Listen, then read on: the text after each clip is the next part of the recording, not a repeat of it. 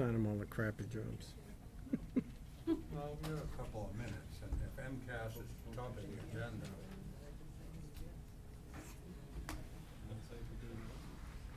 You know?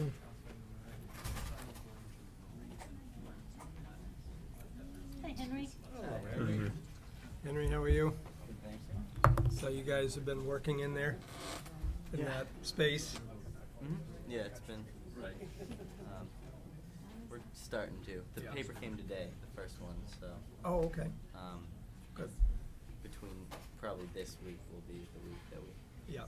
move most of the stuff we don't need out of the old or the new space.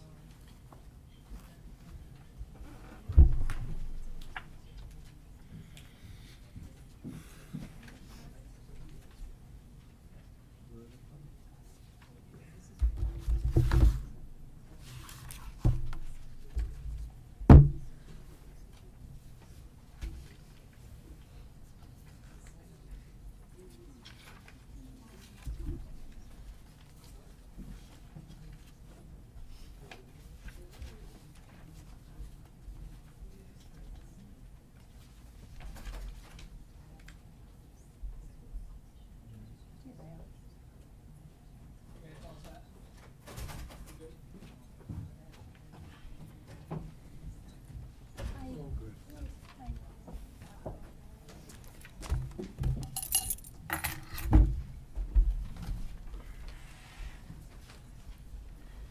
Okay, they're ready when you are. You guys getting together. Okay, I'd like to call to order the school committee meeting for October 2nd. You have before you an agenda. I would like to have a motion to approve the agenda, but I would ask an amendment to include the substitute rate under discussion, community discussion and votes to be taken. So moved. Second.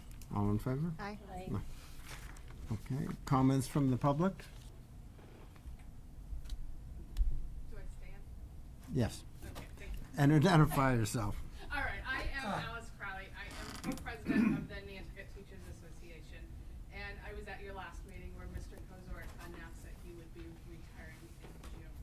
So I am here to ask the school committee, I know you stated then that, I believe his name is Glenn Kuchar, would be coming in the very near future and helping you plan how you will proceed to find our next superintendent. But I would like to ask that you consider doing what Nantucket Public Schools has done in the past, which is form a committee.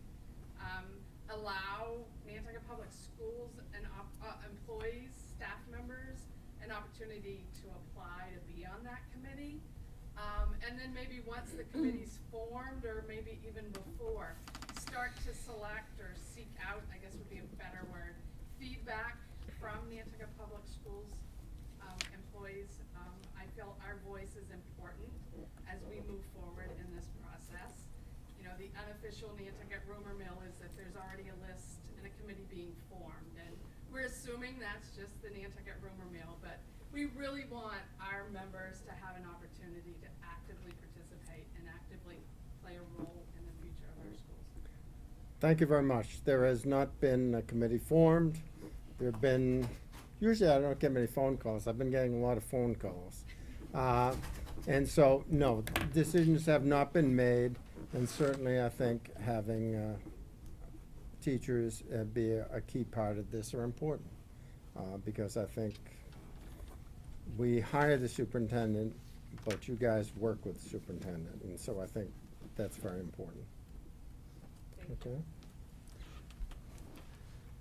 Moving on, presentation. Yeah. I'm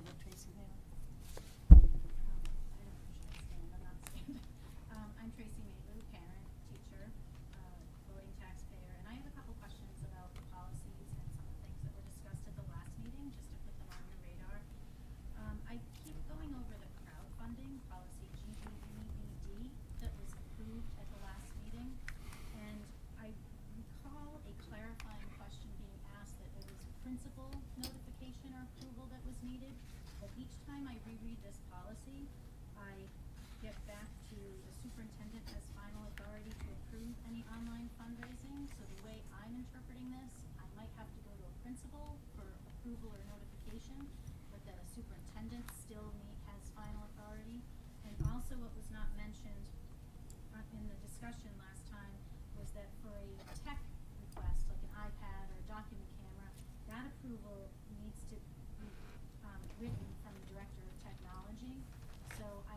looking for clarification on what exactly are the steps, because the discussion that you all had led the public, I think, to assume that you just needed to notify your principal, and barring it was anything egregious, that it would be fine.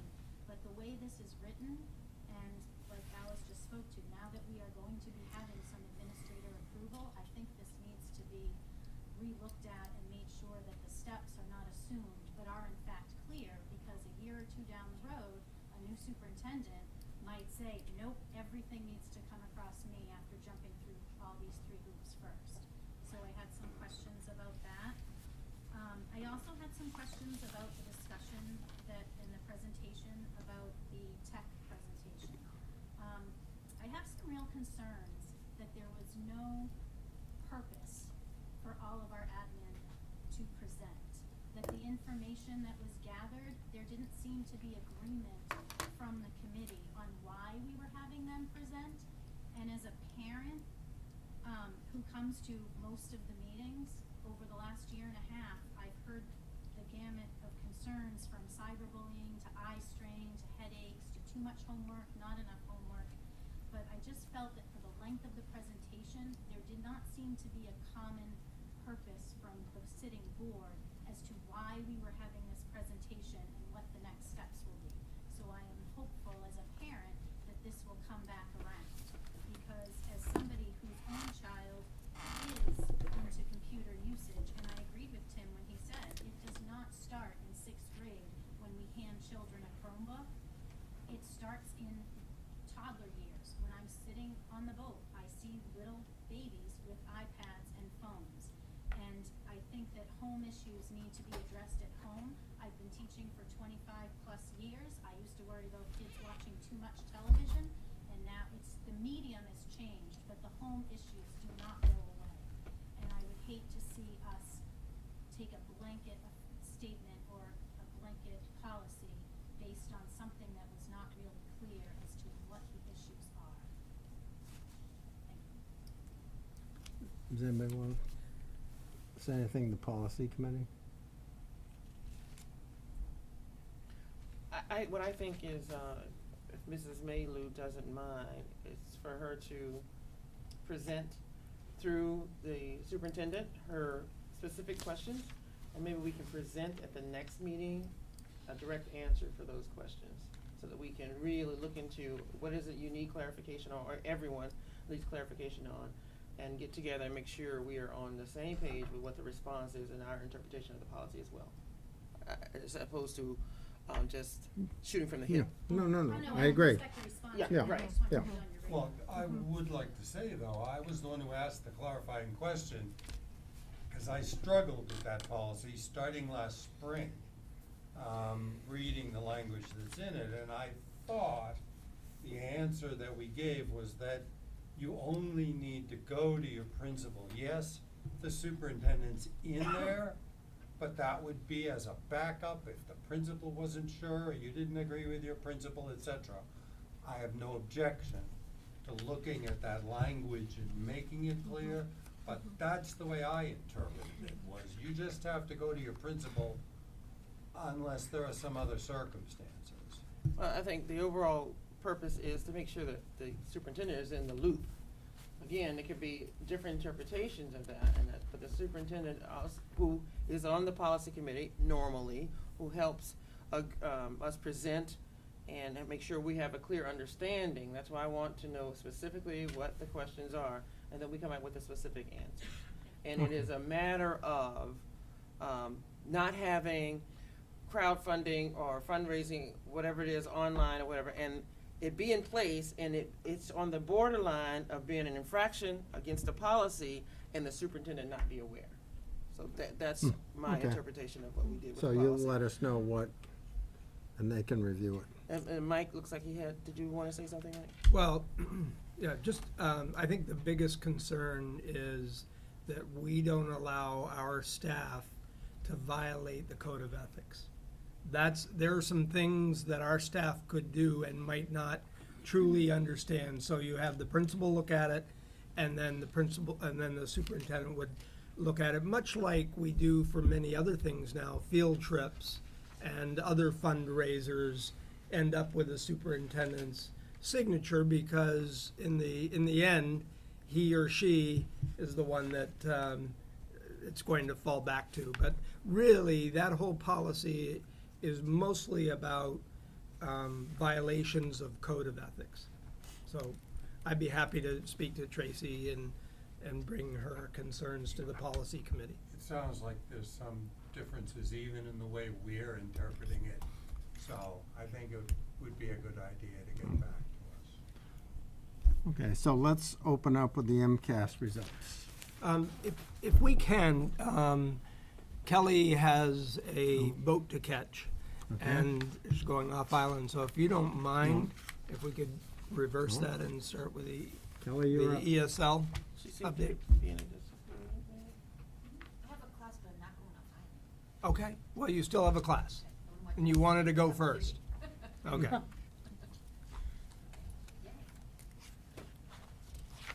Do you want us down below?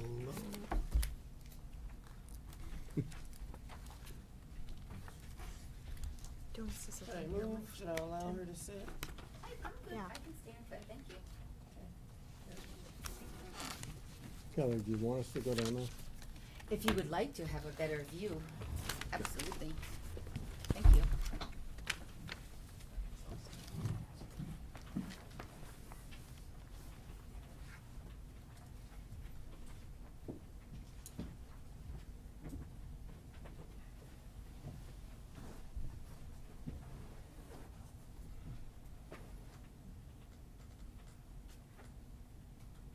Well, good evening, everyone.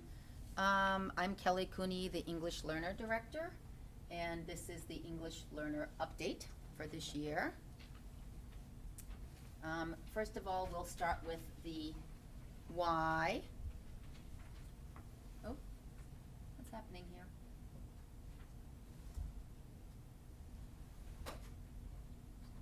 Hold on. This is moving, but that's not moving.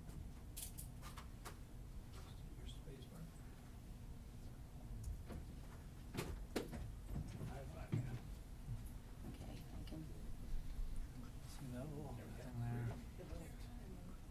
Oh, there we go. Okay, thank you. So just to duplicate, unless you want to present view, that's what probably was on. Okay. Duplicate's probably the safest. So I want to click on either that link or on the video. I'll go in the video, I think. All right, then how do I get to your desktop then? Just, do you want to show the video first? Yes, please. So the why. So before I show us our numbers and our data, I had mentioned this last week. And it's a video last May. Brittany Beal, who's a math teacher who was teaching the language of math to English language learners at CPS, and a few new ESL teachers to the team attended MATSAL. It's the Massachusetts Association of Teachers of Students of Other Languages. And that's where I think they got the idea. And while they were still at the conference, they were like, let's do this with our students. We'll have them make a video for their new teachers. One thing I wish my teachers knew about me. Thank you, Mr. Horton. Hi, my name is Emily. I speak English and Spanish. My family's from Dominican Republic. I wish my teacher knew that my family helps me learn in math a lot so I can get more smarter. This is important to know about me because math is good for me to learn more. Hi, my name is Alexandra. I speak English and Spanish. My family is from the Dominican Republic. I wish my teacher knew that my dad died. This is important to know about me because I want her to know that I sometimes feel sad. And I speak Spanish and English. My family is from El Salvador. I wish my teacher knew. I read lots of chapter books. This is important about me because I want her to give me some chapter books to get smart. Hi, my name is Alexa. I speak English and Spanish. My family is from El Salvador. I wish my teacher knew that I love hugging. This is important about me, so you know that I will hug you a lot. My name is Araceli. I speak English and Spanish. My family is from El Salvador. I wish my teacher knew that I like writing, because I like writing animal books and I like researching. This is important to know about me because she could give me what writing what to do. My name is Steven. I speak Spanish and English. My family is from El Salvador. I wish my teacher knew that I did a lot of writing in my English class. This is important to know about me because I can help people spell harder words. My name is Fernanda. I speak English and Spanish. My family is from Dominican Republic and Spain. I wish my third grade teacher knew that I'm good at math so she can give me hard equation. This is important to learn about me so she can give me hard equations. My name is Jafet and I speak Spanish and English. And my dad was born in El Salvador and my mom was born in Honduras.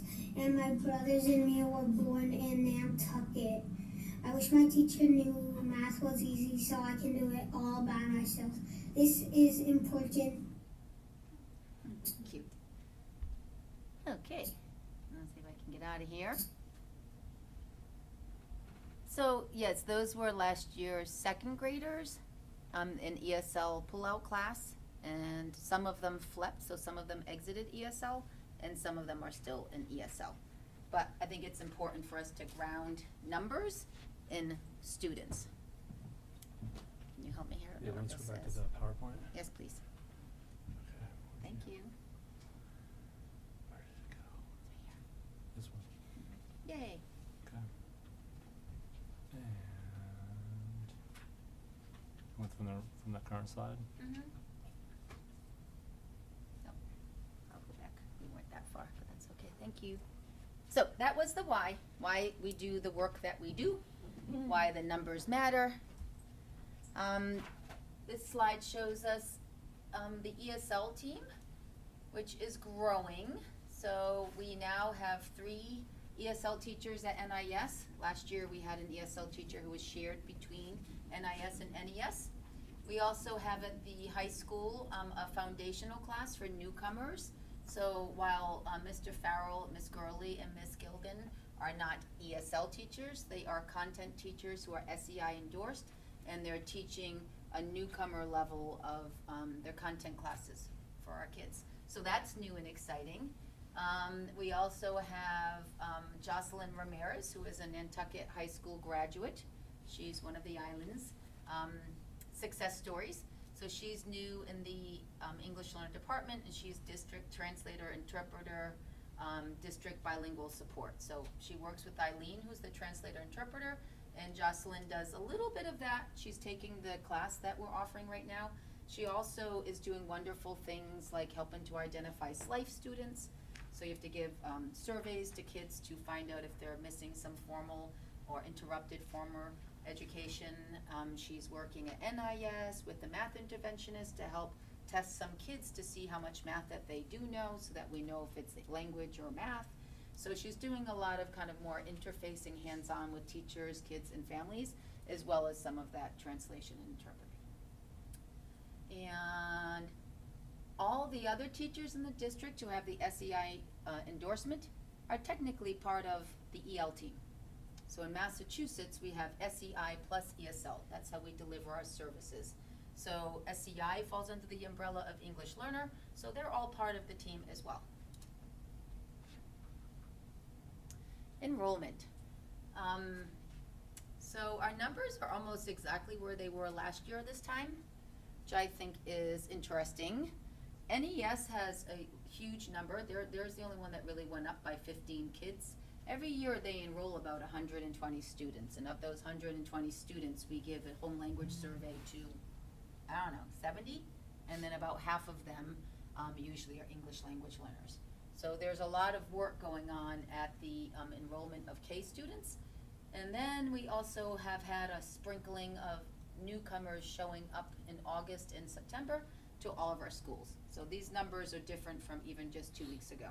It takes a while for us to turn over the data in Aspen because we have to screen the kids first.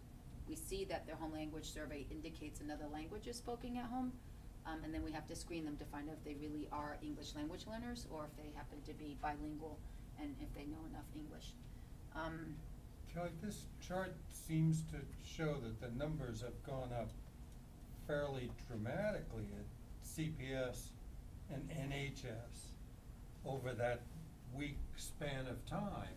Oh, nope, sorry, that 14 is 2014. Sorry, that's not the week. 1456, Yeah, okay. sorry, that's the year. Next slide will show you. Well, this is our percentage per school. That's the year 2014 to 2018, where the breakdown was by school. But I'll keep showing you Okay. numbers. Okay. This is percentage per school, so 30% of our English learners are in grades K1, 2. 14% are NIS, 10% at CPS, 12% at NHS. Overall, we have about 17% active English language learners. That means that they still are taking ESL classes and they still need to take the access exam every year. This summer, we exited 63 kids. So that means that 63 kids scored high enough to now be considered former L. We will monitor them closely. But if we didn't exit them all, our numbers actually are going up. We're just actually having a lot of success, especially at NIS. They come through NES with a lot of language, and it's natural if they come in at K to be out by grade 5. So we're exiting the bulk of our kids at NIS, but we did also exit some students at CPS and some students at the high school. So if we added those guys back in, you would see we would have like over 300 kids. But we are exiting successfully, but they're still technically English learners. They're still acquiring English, but they have the high enough score that we can consider them as former English learners technically, not getting ESL services, but in their core content classes, the teachers should be providing supports when necessary and still helping to grow the literacy in that content area.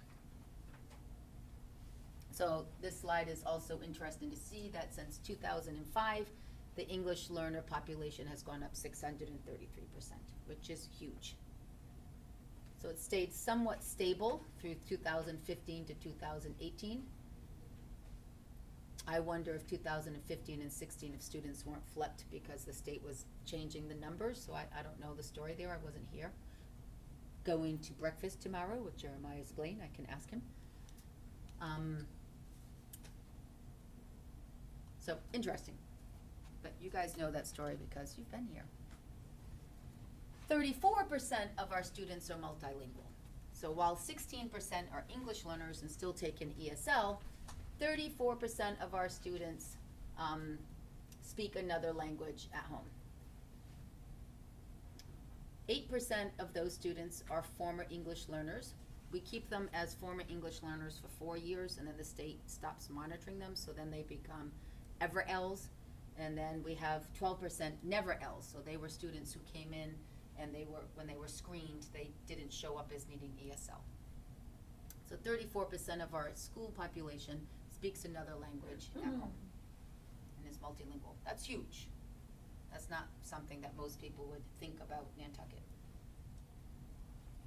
Kelly, what other systems would you be aware of that have that percentage? That have 34%. Yeah. 15% English learners. I think Fall Rivers now, they've climbed a lot since the hurricane last year in Puerto Rico. Same with other places. We present with a percent of our population kind of like Amherst actually has a large population. It's near Holyoke. Fall River is in the 20s now. I don't know what Barnstable is. I think Barnstable is close to ours. I don't know what the total multilingual. I would have to call my friends to see, but we present like a gateway city. I think that if we had more people on island, we would probably count as a gateway city. But because our census doesn't show our true numbers, but we present like a gateway city as far as our data goes. So where are our kiddos from? 54% of our English learners are American born. That's huge. 46% are from other countries. Of those other countries, the largest source of our immigration is El Salvador, as we know. It's super exciting. I met a woman in New York City the other day from El Salvador, and when I tried to explain to her that I live on this tiny little island and there are a lot of Salvadorans, she kind of didn't believe me, and I'm like, no, really, I know my Spanish is crazy, but really, we have a lot of Salvadorans. And then I showed her a little picture, and she was so proud and happy. So El Salvador, and then Brazil.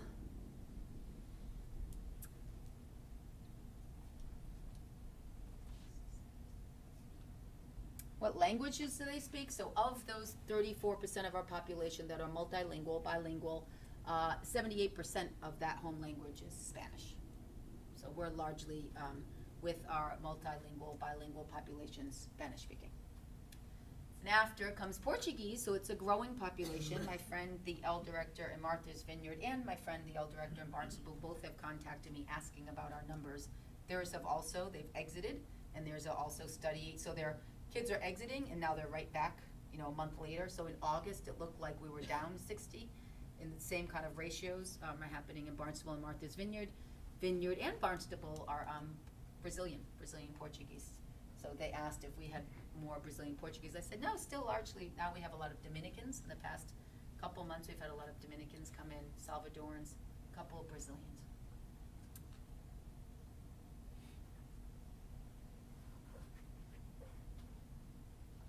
When we look back to this, so you'll notice here we have Bulgarian, the language.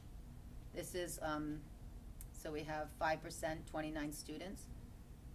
When you look here where they're born, so our Bulgarian speaking students are not being born in Bulgaria. So they're, all of them, born here. It's just interesting. I love looking at numbers.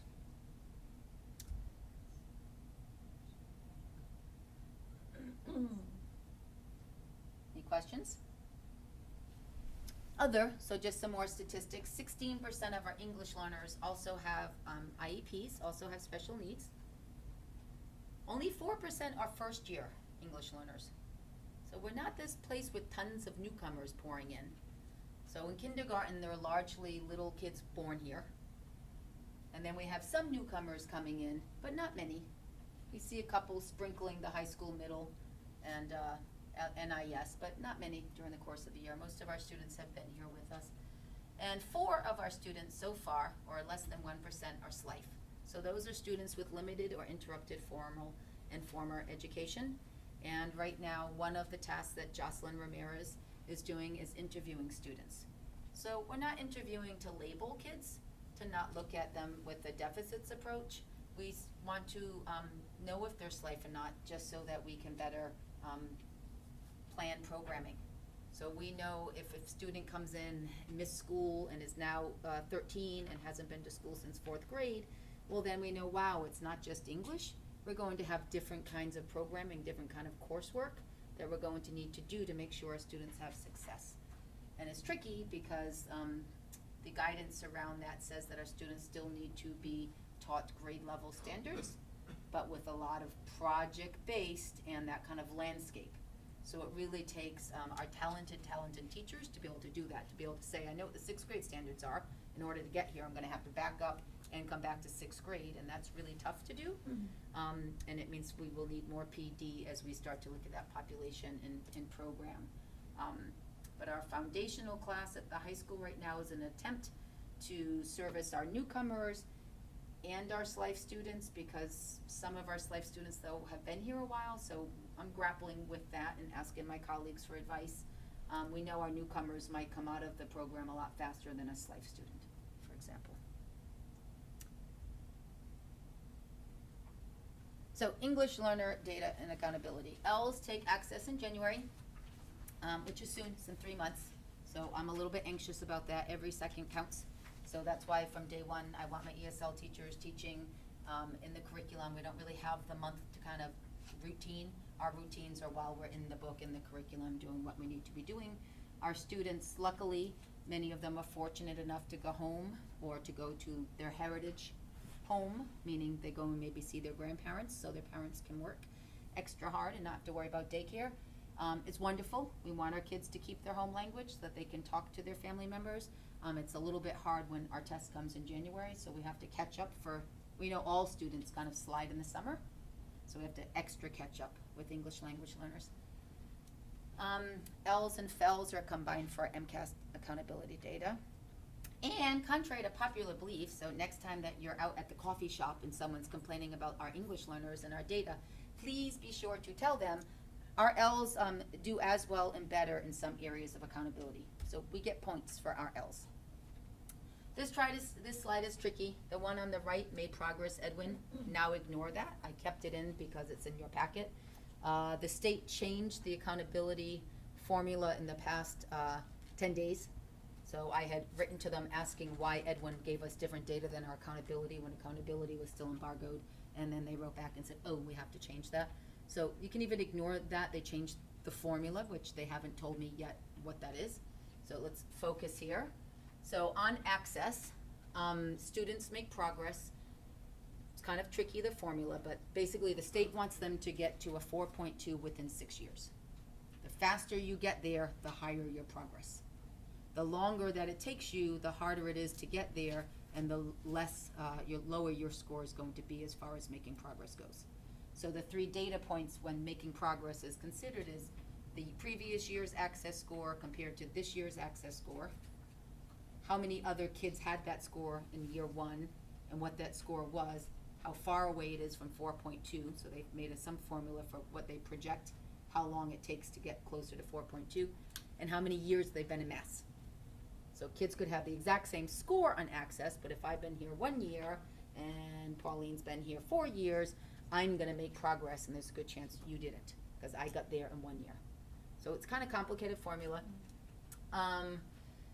The access accountability counts, you get points towards your district and your school accountability. So Mike will show you what that looks like later. So now they're blending grades 3 to 8. So in grades 3 to 8, we got 2 out of 4 points overall because of our access scores, which if you look here, it's because of this score, and this I'm actually in talks with the state over too, because I think they made a mistake. So because if you look at the way that they configured the new stuff, their 17 didn't change. So they're getting back to me on that. Otherwise, all students with the new formula increased from 17 to 18. And so from grades 3 to 8, we got 2 out of those 4 points toward our accountability. And at the high school, you got 3 out of the 4 points toward your accountability because of how the kids did on the access test. So that means to me, yay, our L's are doing well, our teachers are doing a good job. All of us need to extra be thinking we have 3 months till the kids take this test. Their reading test could be reading about math problems. If they've been here more than a year, they're expected to grow. So all of our L's in every classroom need to be talking, reading, and writing, because ESL can't teach all of that in 1 period a day. The test tests them in math, language of math, social studies, science, and ELA, and it tests them in reading, writing, listening, and speaking. It's a really hard test. Another important point here is our district accountability, where we are meeting our target is 63% of our kids made progress, and the state's was 51. So that for me is another huge win. Like, yay, doing better than the state. That's always good. Another way we look at our L data is how many kids are able to exit the program. So in 2018, 22% of our kids, 63 total, got a 4.2, so they're now former L's. Means more work for the rest of us when we monitor. Our teachers know what I mean by that. And the state number's 19.8. So we beat the state by a tiny little bit, but that's always good. If we look at our MCAS data, so I just wanted to just say so that when we're on the ferry or at the coffee shop and someone says, those English learners, it's their fault. It's not their fault. They're doing great. This is, for example, achievement data, grades 3 to 8, all students versus Latino and Hispanic. I couldn't get this number for L. There have to be a certain number of L's per grade. But I think we have that many kids per grade in 3, 4, 5, 6, maybe 6, 7, and 8 that actually made it, so we can't get the data anymore, now that I think of it. So anyway, out of a total of 6 points in achievement, all students got 6 out of 12. And if you look over here to our Hispanic and Latino subgroups, so that would be our L's, our never L's, our FELs, 7 out of the 12 points. So 1 point higher than what all students could do. So just kind of figured I'd throw some of these in here just so that when we're having those conversations, we can talk numbers. Here's high school. So 8 out of 12 possible points for all kids, 9 out of 12 possible points for Hispanic, Latino. Here we actually got L's and FEL data for NIS, so it must have been the middle school that threw our numbers off because there weren't 20 per grade.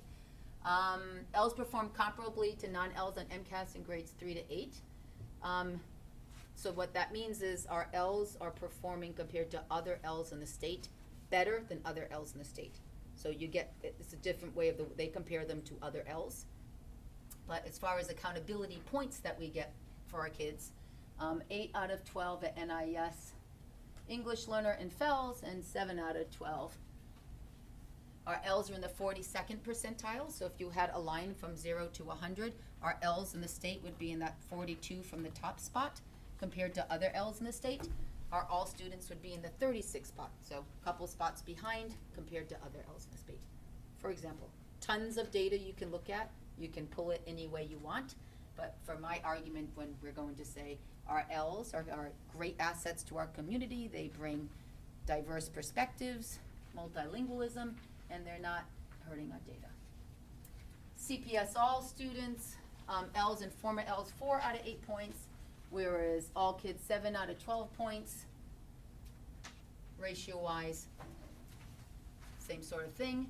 That said, 65% of all students are making progress toward the goal, whereas 57% of L's are making progress. So there's a little bit of a difference there. We always can work differently perhaps. It does get harder as kids hit middle and high school because the content becomes that much more complex. So it's harder to learn English and all of a sudden be learning algebra. We also have quite a few SLIFEs. We have not started identifying them yet. Joseline's going in next week. So we have some people out in our department, so she's doing translating and she helps with special ed. So she hasn't gotten there, so it won't be in our October Sims.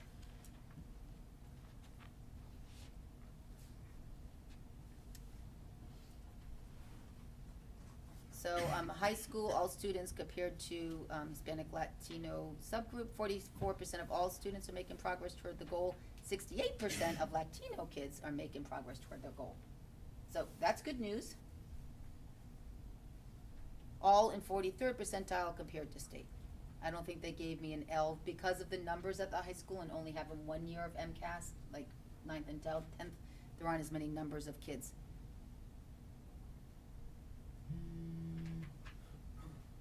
So, what's new in 2018? So we already talked about our bilingual support specialist. I think she's a huge asset to the team, not only because she's from the island and she knows everyone, which actually hugely helps. I'll jump down to here. We had our first LPAC meeting this year, and thanks to Joseline and her mother, Lucia, who works at NES, we had all kinds of people show up, and then it turns out it's because they called their friends and asked people at church. But it was awesome, because we had a really, really good meeting, so it's an asset. She has connections and credibility and trust that would take me 20 years of living here to get from people. So huge asset, plus quick learner, did a great job educating her here on Nantucket.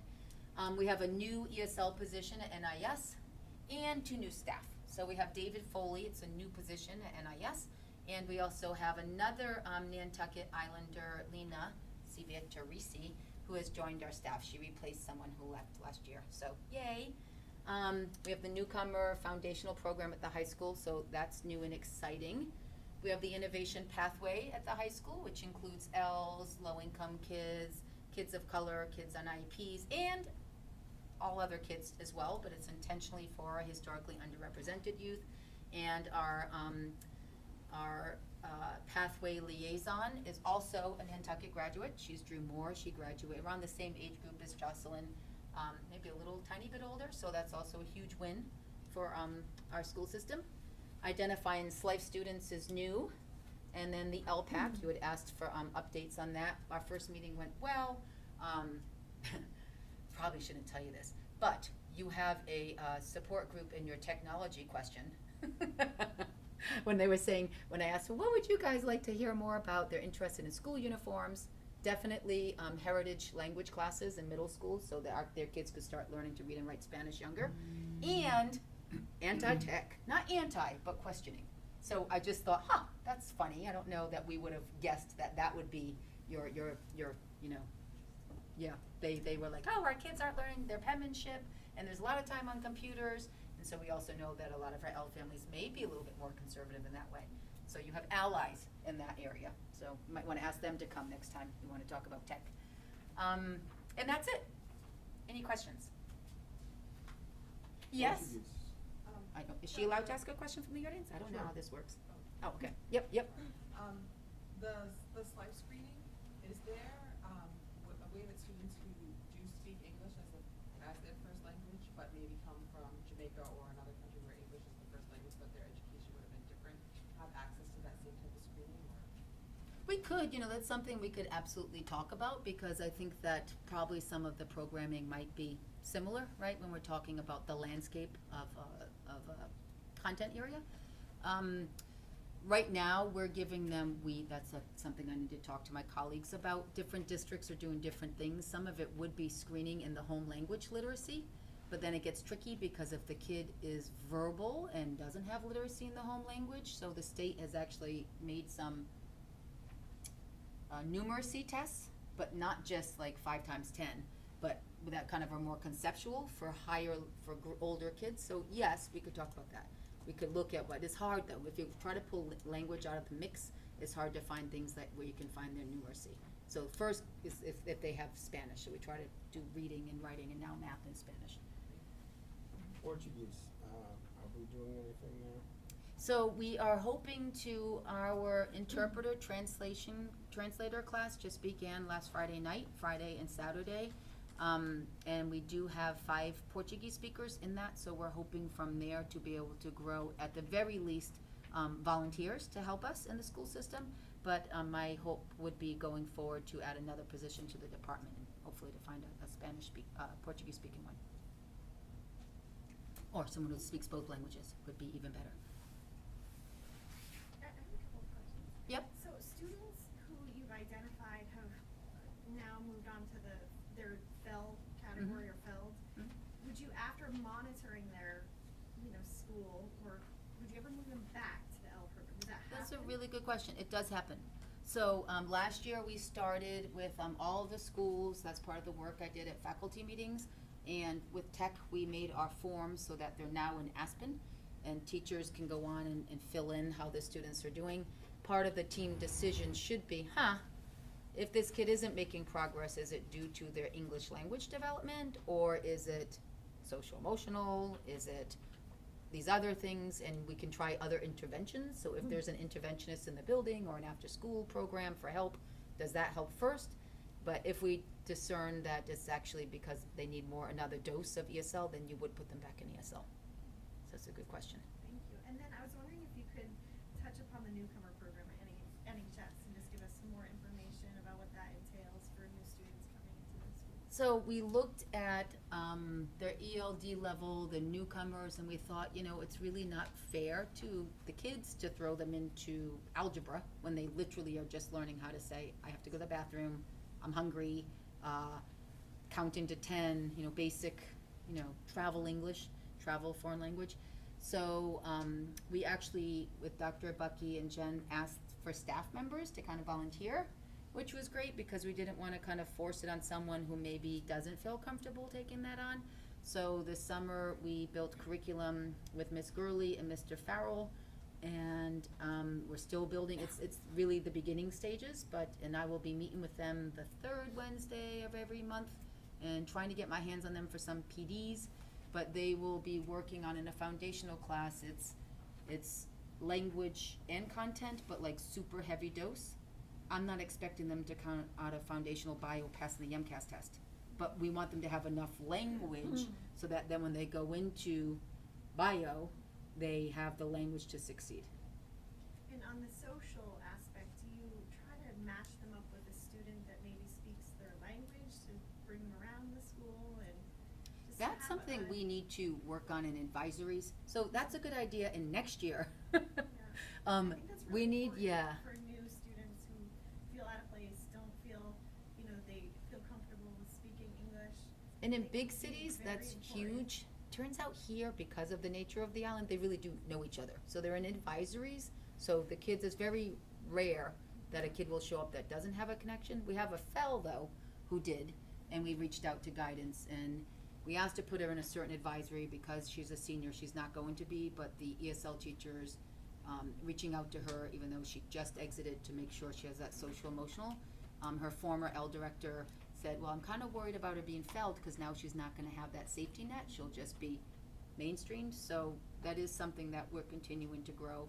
We also would like to, think about doing, an after-school program, that's kind of more of a club for our English learners, so we're kind of thinking about how we would do that, and have it be at least 6 to 12, maybe another 8 to grade 3 to 8, but how can we have our students even mentor each other informally through an after-school club? I think that's really important. I'm just envisioning, first day of school, lunchroom, who do you sit with?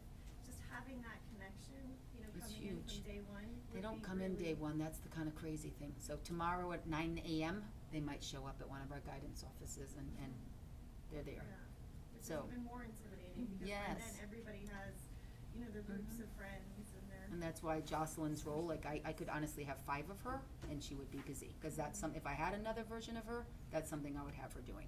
Like, when kids come in, she'll help with the registration, she could shadow, but right now, she can do it if she happens to not have other things scheduled that day. But absolutely. Thank you, I would appreciate it. Not that you Thank don't you. have enough to do. No, it's all good. Well, between Marita and Jen, you've asked the 3 questions that I had, but my next, I guess, you've just led on to the next one on funding. You've obviously had some new positions this year, and I recognize we're only into our 2nd month, but, what would be on your wish list with budget coming up? My wish list always is, what's gonna, closest to kids. So, definitely a bilingual guidance counselor. This year, we did do our best trying to recruit a Spanish-speaking guidance counselor, so it wasn't that we didn't try, we had a hard time. But there are other ways to think creatively about that, so we could have school adjustment counselors or other family liaisons. So in Boston Public and in Fall River and in Southbridge, the L department had like a family outreach, coordinator position, and that way you can kind of work around with what people's assets are. We want people definitely to become guidance counselors, but in the meantime, so something like that. So definitely our kids need, liaisons to help them with all the social emotional, that's bilingual. Absolutely. So someone in that area and someone to help with, identification and registration. Potentially that could be the same person, but we have to screen the kids and identify parents within 10 days.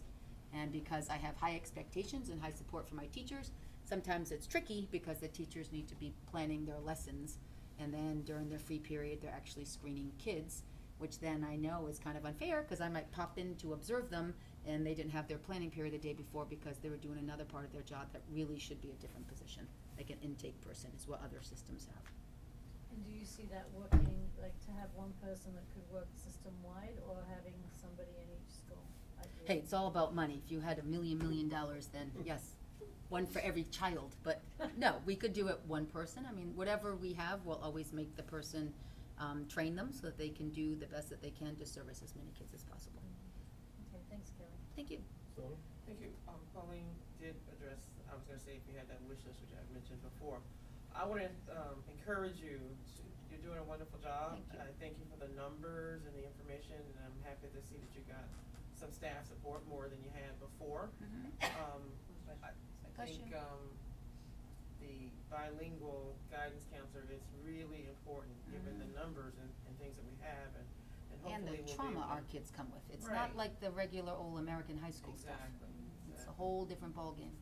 So, keep up the good work. I wanna Thank encourage you. the teachers, the ones that are being asked to evaluate and that sort of thing, is just keep the faith and do the best that you can. We realize everyone's human, and that, if we could have 2 of ourselves, we would, but that's just not the way it is. But do the best you can and be encouraged that this is a learning process. Our numbers and breakdown of everything is growing. It's growing at a fast pace.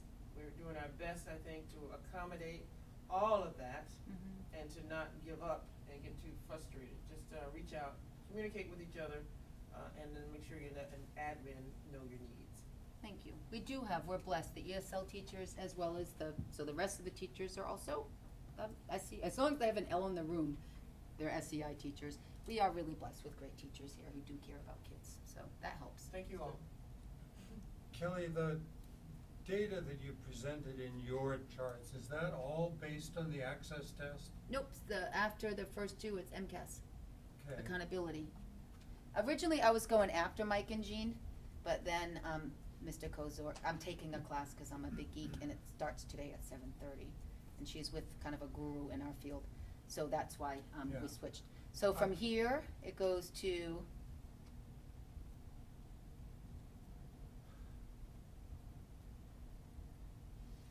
MCAS. So, I probably should have made that more clear, but that's, ELA, math, science, so that's their MCAS. Well, score. I'm asking, first of all, yes, please keep asking for more people. With the growing population, you know, the more staff we can have to Thank work you. with these kids, the better. I'm asking because I've tried, Mike, I swear I've tried, and you may be able to help answer some of this wherever you are.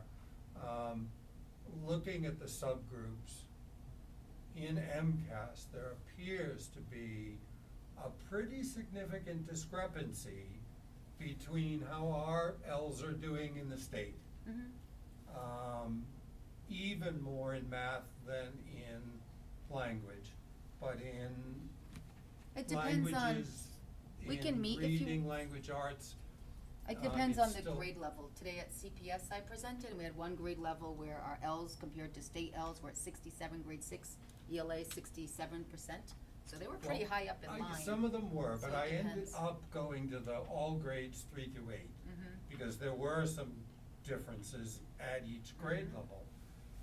And in the all 3 through 8, I mean, we seem to be at about, on the exceeding and making progress, Mhm. whatever the E's and M's mean.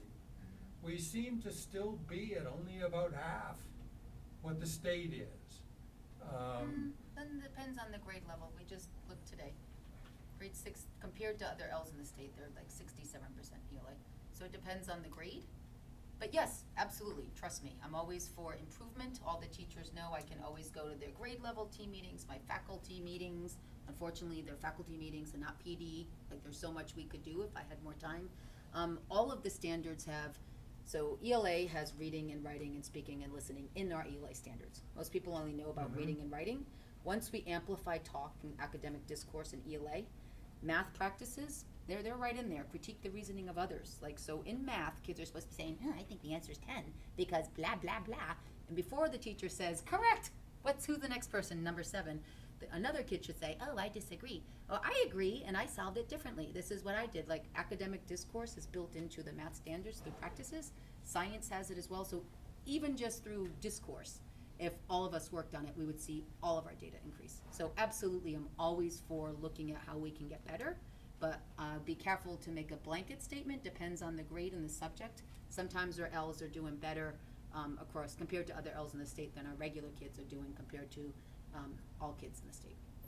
So if you wanna look at that, we can sit and look at it. Love data. We have work to do, I'm not I'd like to know discounting. what else, what more we can do. And if that's a staffing issue, then ask for it, please. Thank you. Thank you, I really appreciate that, and our kids and our families do too. They were like teary-eyed when they saw their kids at the LPAC meeting. They were so excited to hear them speak in English, and they're really just I mean, please a blessing to our understand community. that I understand our growth in this population has been almost indescribable in the last 10 years.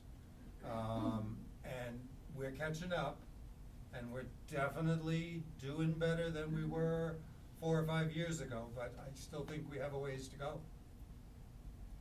Thank you. Henry? All set? And you, what language are you learning in high school? Chinese. Excellent. Yeah. Good, I don't know any Chinese, so I can't ask a question, Thank other you, than Kelly. ni hao. Number one Thank in you. popularity these days? Yeah, Mandarin. Sorry, I'm gonna miss yours. Thank you. I can't get out of here. Thanks for helping me with that. Zoom I'm gonna over. go this way. Thank you. And thank you. Visuals. I will catch up with Mike tomorrow about his very exciting presentation. Thank you, Kelly. Thank you, Kelly.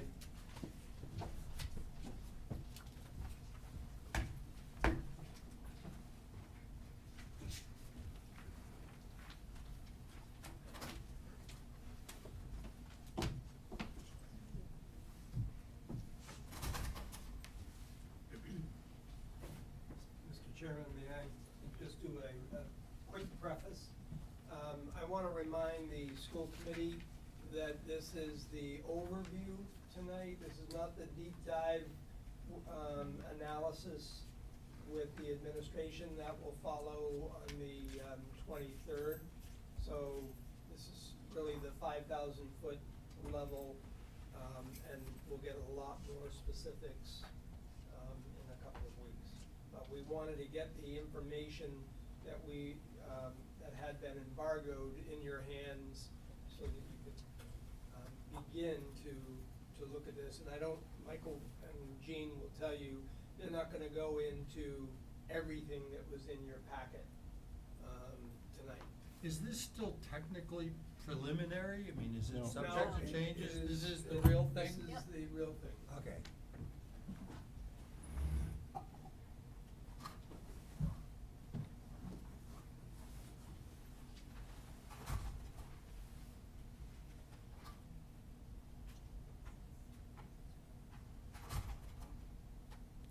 Take me a second to sign back in.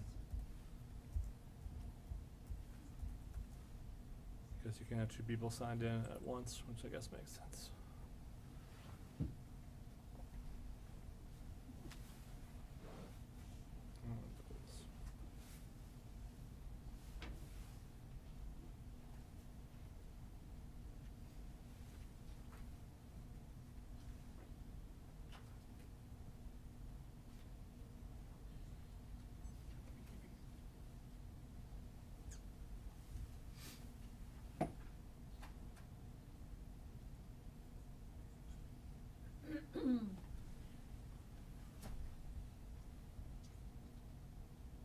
How do I get rid of that in the bottom? So I'm trying to figure out this little guy. I think it goes away after a little bit. Okay. So good evening. My name is Michael Horton. I'm the Director of Curriculum and Assessment for STEM, and I'm joined by I'm Jean Witt, I'm Director of Curriculum and Assessment for the Humanities. So in your packets, you have all the slides from this presentation, as well as some supplementary reports, which I'm going to refer to. I'm not going to go through, or excuse me, we are not going to go through line by line. One of our goals here is to share that overview. One of our second goals is to explain how the new accountability system is working. So if you'd like to look at all those supplementary reports, you can, and do some of your own analysis between now and when we do the deep dive. So new for 2018, there's no more CPI for English language, arts, and math in grades 3 through 8, okay? The high school is still a legacy for both ELA and math, so all the comparisons between the last 2 years are still CPI, as well as science is still a legacy in grades 5 and 8. That is changing this spring. 2019 is first year next gen for everyone. It'll be interesting to see what happens, whether it's a hold harmless, no data. The way last year there was no data, there was no accountability level. It was a baseline. 2017 was a baseline. It's very important to understand that all this data at the moment is just comparing how we performed 2018 to our baseline in 2017. The state is comparing 1 year to 1 year. In many cases, it's not the same kids to the same kids. It's grade 3 to the previous year, grade 3. It's grade 10 to the previous year, grade 10. It's CPS as a whole compared to CPS as a whole. Now 2/3 of those students are the same because 6th and 7th move up to 7 and 8, but you lose a cohort of 8th graders and you gain a cohort of 6th graders. It's very important. State acknowledges this, and through time, they're going to have more data over 3, 4, 5 years and focus a little bit more on growth of actual kids to themselves. But for the majority of this presentation, it's just 2017 to 2018, which is new. So in 3 through 8, without CPI, this scoring scale is 440 to 560, okay? And I talked about that last year. It's now in effect, okay? So CPI, remember, was 200 to 280. The new scale, a lot of times you'll see in the further reports, is between 440 and 560, okay? Why do I say this? Is because for the first time, the state is averaging.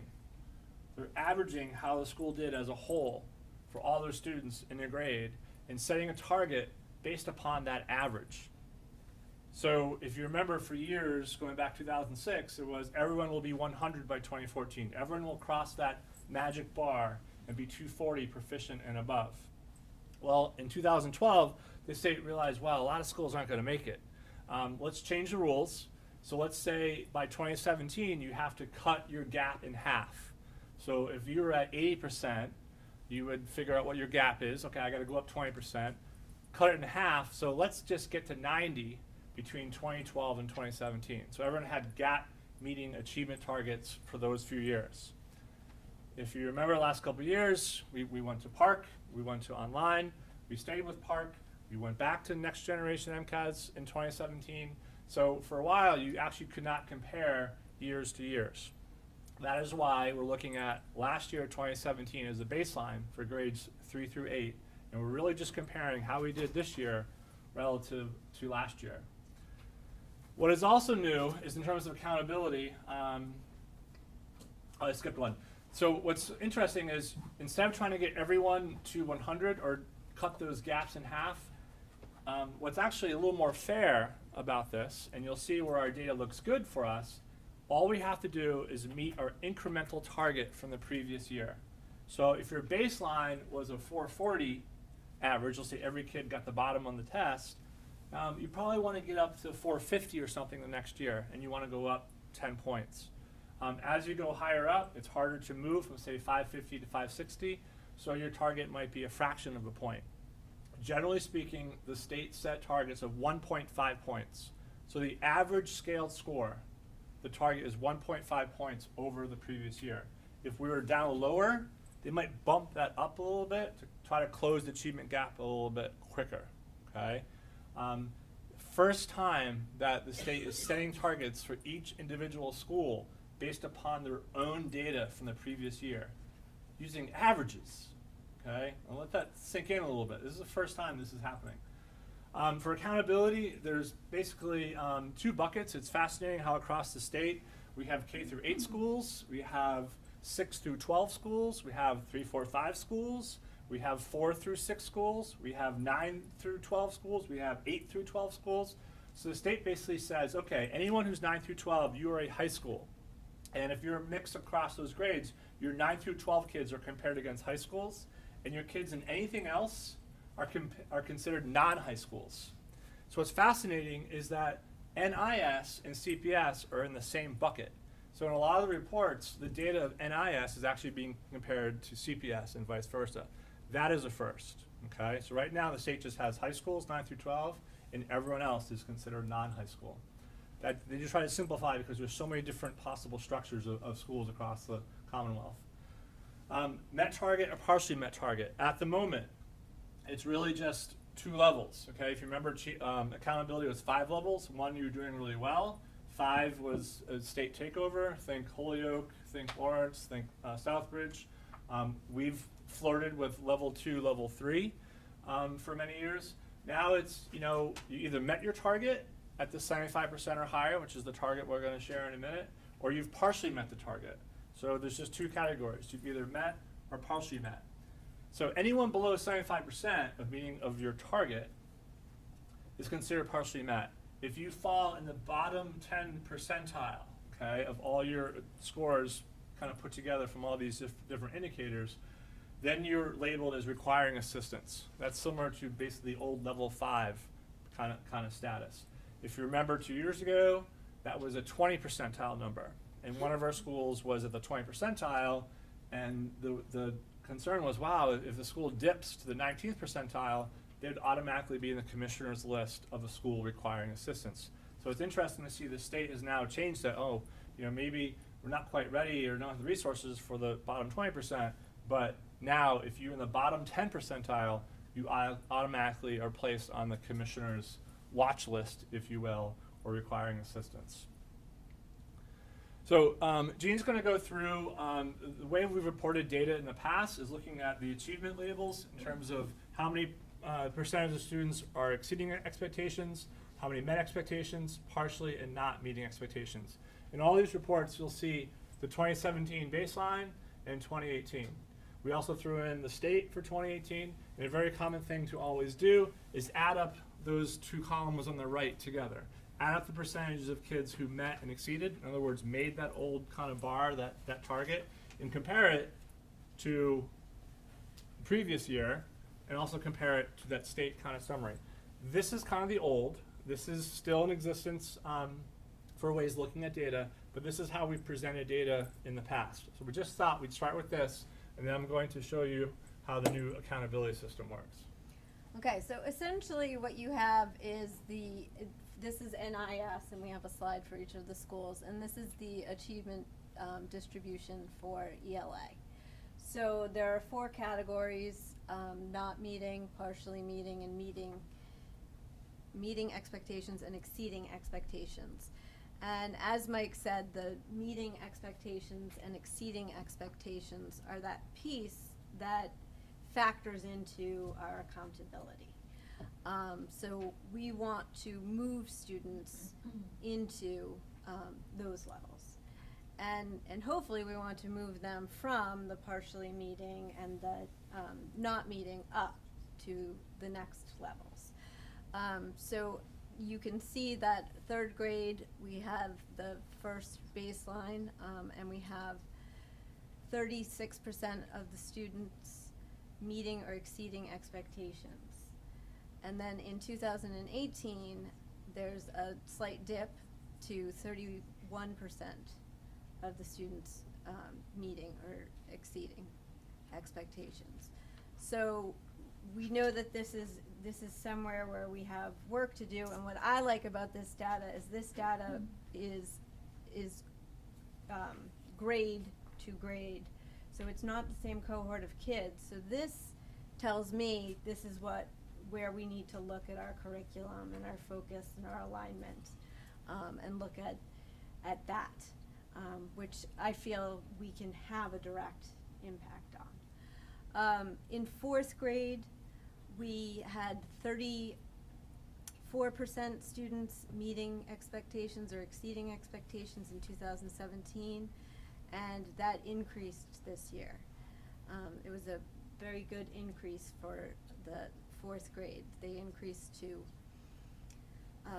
52% of students. So more than half of our students are meeting or exceeding expectations. And then in 5th grade, we went from 37% also to increase to 45% of our students meeting or exceeding expectations. So some good growth that we're seeing happening over the years, and hopefully we'll continue to see this as these students move forward.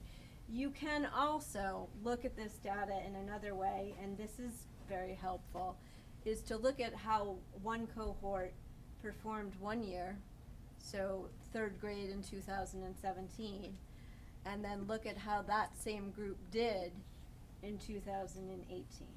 So there you can see, is there a progression as we're moving through the grades in our curriculum. So that's very important. One thing that I wanted to note that is new in the accountability, and we didn't point out, and I apologize because this diverges a little bit from the 5,000-foot view, but I do think it's important. Meeting expectations and exceeding expectations. Those are parameters that were given to or assigned to students who take the regular MCAS. We have a large, or not large, but probably a significant number of students with special needs who also take the MCAS Alt.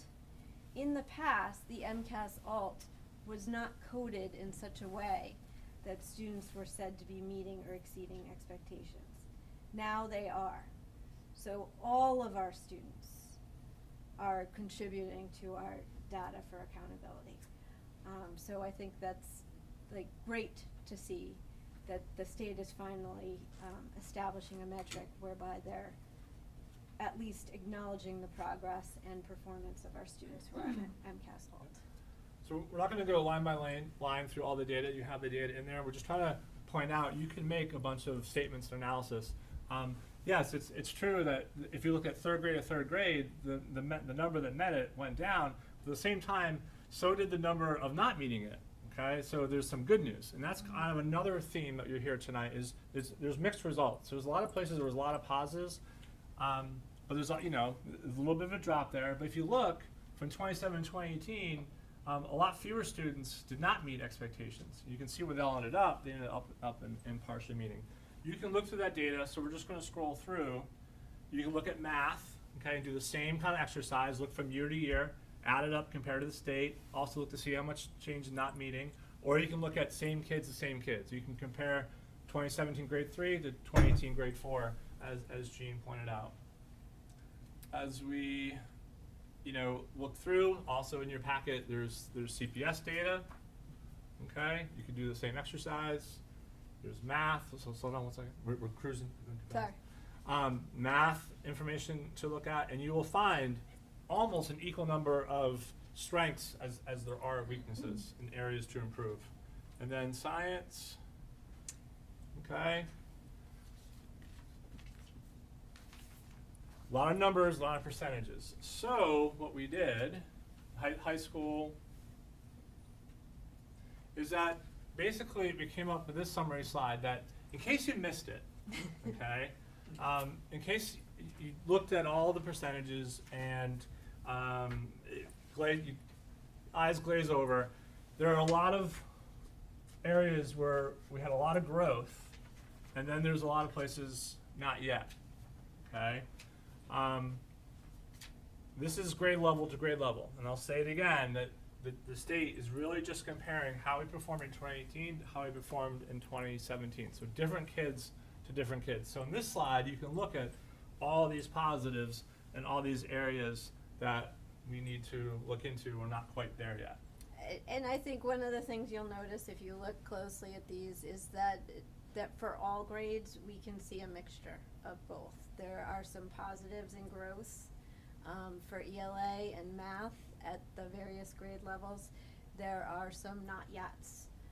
So we have our areas of strength to recognize and build on, and then we also know where we need to target our energy in order to improve. So just bear with me for a minute. How, and I apologize if this is just my not understanding how this works. Near the bottom on growth, it says grade 7 math, meeting and exceeding increased. Yep. On the opposite side, grade 7 math, it says not meeting, increased. How can they both increase? Because remember, there's 4 categories. So when you add up the percentage of students who met or exceeded, okay, from 2017 to 2018 in grade 7, it increased from 33% met it in 2017 to now 39%. Met or exceeded, the Right, top two. in 2018. The top 2. Remember, not meeting is the bottom category. So when the not meeting number went up, it meant more kids were technically in warning. So over So here. that skips the partial. Is that what you're saying? Yes. So Okay. if No, you want me to do a that visual, makes this kind of sense then. happened. Yeah. We had more kids who moved up here, but Yeah. unfortunately at the same time we had a few more kids who Yeah. also. No. So this is where What you'll I see. missed was that it skips the Partial. partial. Yes. Right. Partially meeting, okay. Yeah. Yeah. So then we did one more slide where if you want to, I'll skip that one. Okay. So what we did was, if you want to look at same kids, here are all the places where the students really grew a lot one year to the next. Okay. And then here are some places where we dropped a little bit. So we just categorized everything into growth and not yet. So all those early charts you see of just the percentages of those achievement levels, basically here's all the statements that go with from one year to the next, just same grade level, or in this slide, same kids to same kids. So a mixed bag where you can see there's a lot of positives, and there's also some not yets. And we do owe some credit to the NIS staff members who pointed out at our presentation that instead of having it as positives and negatives, we should have it as growth and not yet. And it's evidence of a growth mindset, which I think is something that we're trying to really foster and instill in our students and our faculty. So just wanted to point that out. That's my little shout out. So I think. So this is the placeholder slide. In your packets, you have a bunch of accountability. And what I'd like to do is show you, since I have to start, from scratch here, is this is all public right now. So if you go to our website and you scroll down to that second page, a lot of great links, Department of Education. If you go to student and families and you go to school and district data, and this is all live public right now, and you kind of hover over to school and district information, this really cool map comes up. Who doesn't like maps, okay? So for me as a visual person, hey, cool, I live here. Let's go see what's going on in Nantucket. But if I wanted to see what's going on in Norfolk County, I could. So if I click on Nantucket, and then, West Tisbury, let's see what's going on in Nantucket. And then we have the district and all the schools here, okay? So just as an example, we'll start with intermediate school. I'm not going to do all of them because you have all these supplementary reports in your packet. But just to show you how this new system is working, click on accountability, and this really cool new report comes up. And yes, it no longer says preliminary, it says official, okay? So if you look at NIS, right off the bat, you see, wow, NIS made it. That's awesome. The target, remember, was 75%. So NIS made 78%, okay? That is fantastic. Because of that, NIS is labeled, remember there's only two, either requiring or not requiring. NIS is labeled as not requiring assistance or intervention, okay? I'll come back to the percentile later. So if you want to look at the overall, and I'm going to blow this up here for a second. How did we get to that 78? Because that's probably the best I can fit it. So working from the bottom up, here's where we ended up with 78%. How did NIS get 78%? Well, there's two columns. There's all students in that first column, which ended up with the 60% of meeting the targets. Then there's low performing students, end up with 95%. And when you average these two together, we ended up with 78. There's a little bit of rounding going on, but ended up with 78%. That's how we made it. So even though we were a little bit below the target individually for all students, we crushed it with our lowest performing students in 2018, okay? We met pretty close to our total target of 7.6 by earning a 7.2 out of 7.6, end up with 95%. Keep in mind, I think it's the fourth time I'm saying this, this is just 2017 to 2018. Lowest performing students, they say, is the bottom quartile. So it's how the bottom 25% in 2018 compared relative to the bottom 25% of our own kids in 2017, okay? These numbers here, 7 out of 12 for achievement, it's not 60%, okay? It's really misleading. 6 out of 8, it's not 20%. This column works on its own as a weighting, okay? So that adds up to 100, and what basically you have is kind of a factor, I would say, instead of really being weighted, is your achievement is 0.6. So if you do 0.6 times 12, 0.2 times 8, 0.1 times 4, 0.1 times 4, for these different indicators, achievement, growth, there's no high school completion for NIS, English language proficiency, which is access data, by the way, and then additional indicators. When you do all that math, you end up with a 9.6, okay? When you multiply the points that we earned, 0.6 times 7, 0.2 times 6, 0.1 times 0, 0.1 times 4, you end up with 5.8. 5.8 out of 9.6 is 60%, okay? So what this is telling us, it's fascinating. It's probably the best information we've ever received from the state in terms of looking at where did we do well, where did we not do well, okay? So if achievement is 60%, they're also saying is that ELA, math, and science are weighted equally. All right, so people, well, how does science factor into this? Well, it's actually a third of the 60, so it's 20%. So for all students, there were 4 points for ELA, 4 points for math. We got 4 out of 4 in ELA. We only earned 1 point out of 4 in math. We earned 2 out of 4 in science, and so on. There's growth, English language proficiency, which you saw on Kelly's side, that 58% versus the 76 or the 50-something percent relative to 78%. Chronic absenteeism, we earned 4 out of 4. You end up with that score right there at the bottom. Okay. Now let's hold on to your hats for a second. Okay. And this is the last. I'm really going to go into this. Blowing my hat off. All right. How are these totals determined? You could click on detailed. I'm not going to do them all. You have all these reports. I could click on detailed. And this is the black box formula that the state has hidden for so many years. They're finally telling us how they determine everything. Okay? So informative. In 27, let's just start. This is ELA up there. And this is math here. And there's a text box for each of those categories. So I'm just going to go through one. So for ELA and NIS, that was the average scaled score in 2017 for all students at NIS, grade 3, grade 4, grade 5. Remember that 440 up to 560? They scored a 492.9. So the state says, okay, that's your baseline. We're going to set your target. Your target for your school, not compared to anyone else in the state, your target is 494.9. Okay? So the average scaled score in 2018, 2/3 of the kids are the same. You know, we lost to grade 5, we gained to grade 3. That average scaled score is 497.5.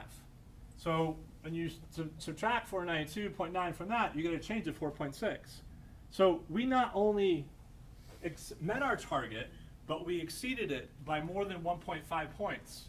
When you exceed it by more than 1.5 points, you get exceed the target. Okay? If you met it, you get 3 points. If you partially improved, but you're not quite there, you get 2 points. If you stayed the same, you're 1 point. And if you declined more than 1.5 points from your previous average, which is going to come up to haunt us in some other data, you can look at it, you can find it out.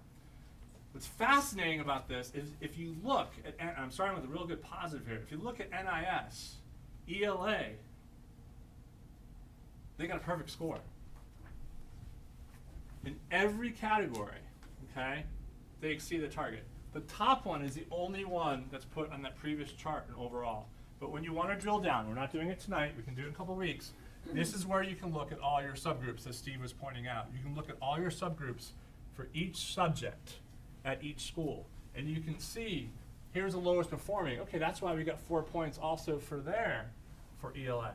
Okay? So like in math, you saw on that chart, sorry, I'm going into math for a second.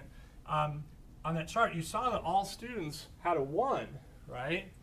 On that previous page. But look at the lowest performing. Remember that 95%? The reason why they got 78 was the 60, 95, averaged out to a 78.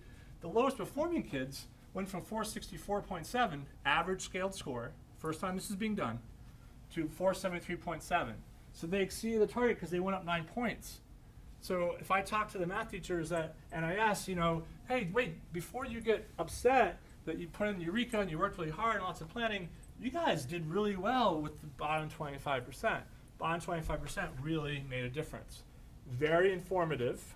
Tonight's not the night to get into it, but you can really look at a lot of these reports and see how each subgroup performed in any subject for growth, et cetera, okay?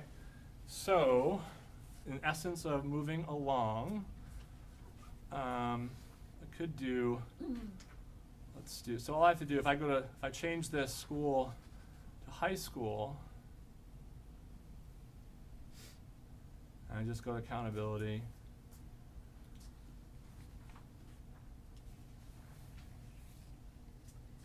I'm just going to point out something interesting while Mike is pulling this up is for high school, because we have the additional category of high school completion, that's 20%, the weights and values of achievement are different. So we have a different area that's also counted. So clearly you're not going to have certain categories depending on whether it's a high school or a non-high school.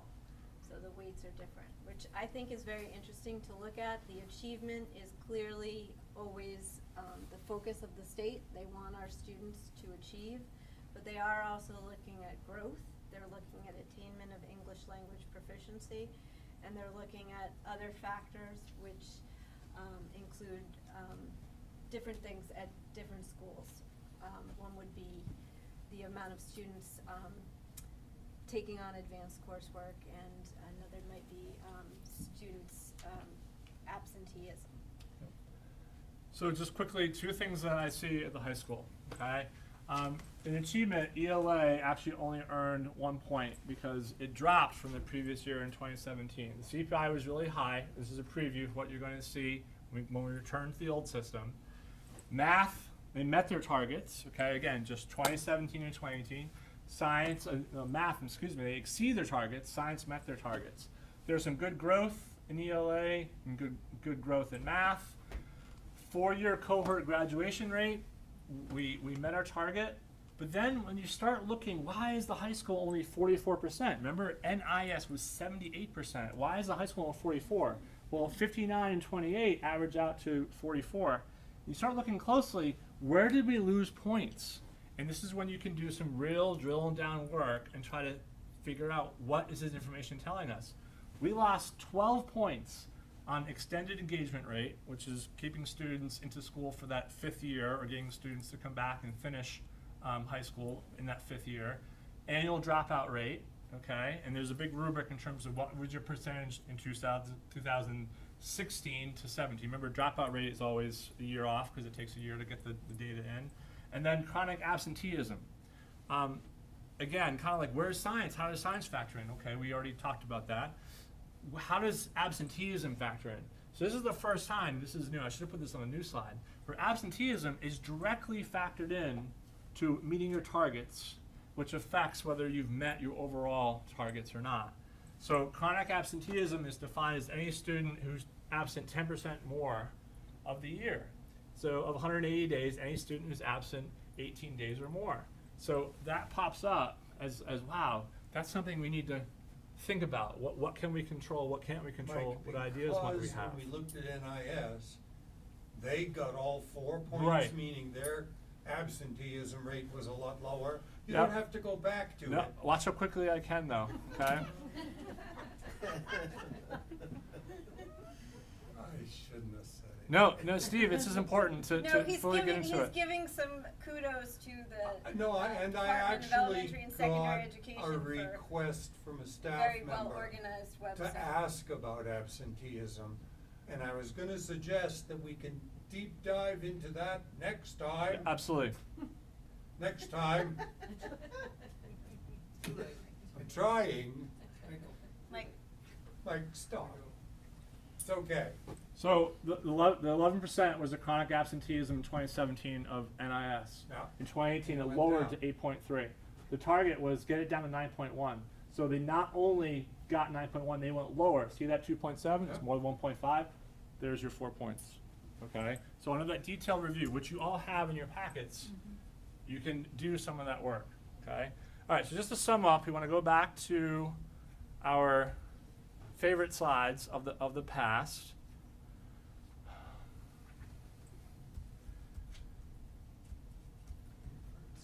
Which is CPI, okay? So remember how high school ELA, they have been doing really well. Any number above the line is above the state average, okay? Any number below the line is below the state average. So this is still a great CPI. The problem is, under the new system, it dropped from 2017. That's why the ELA achievement at the high school, there was only 1 point earned, okay? If you scroll the slide forward, math, first time in 5 years, math is above the state average.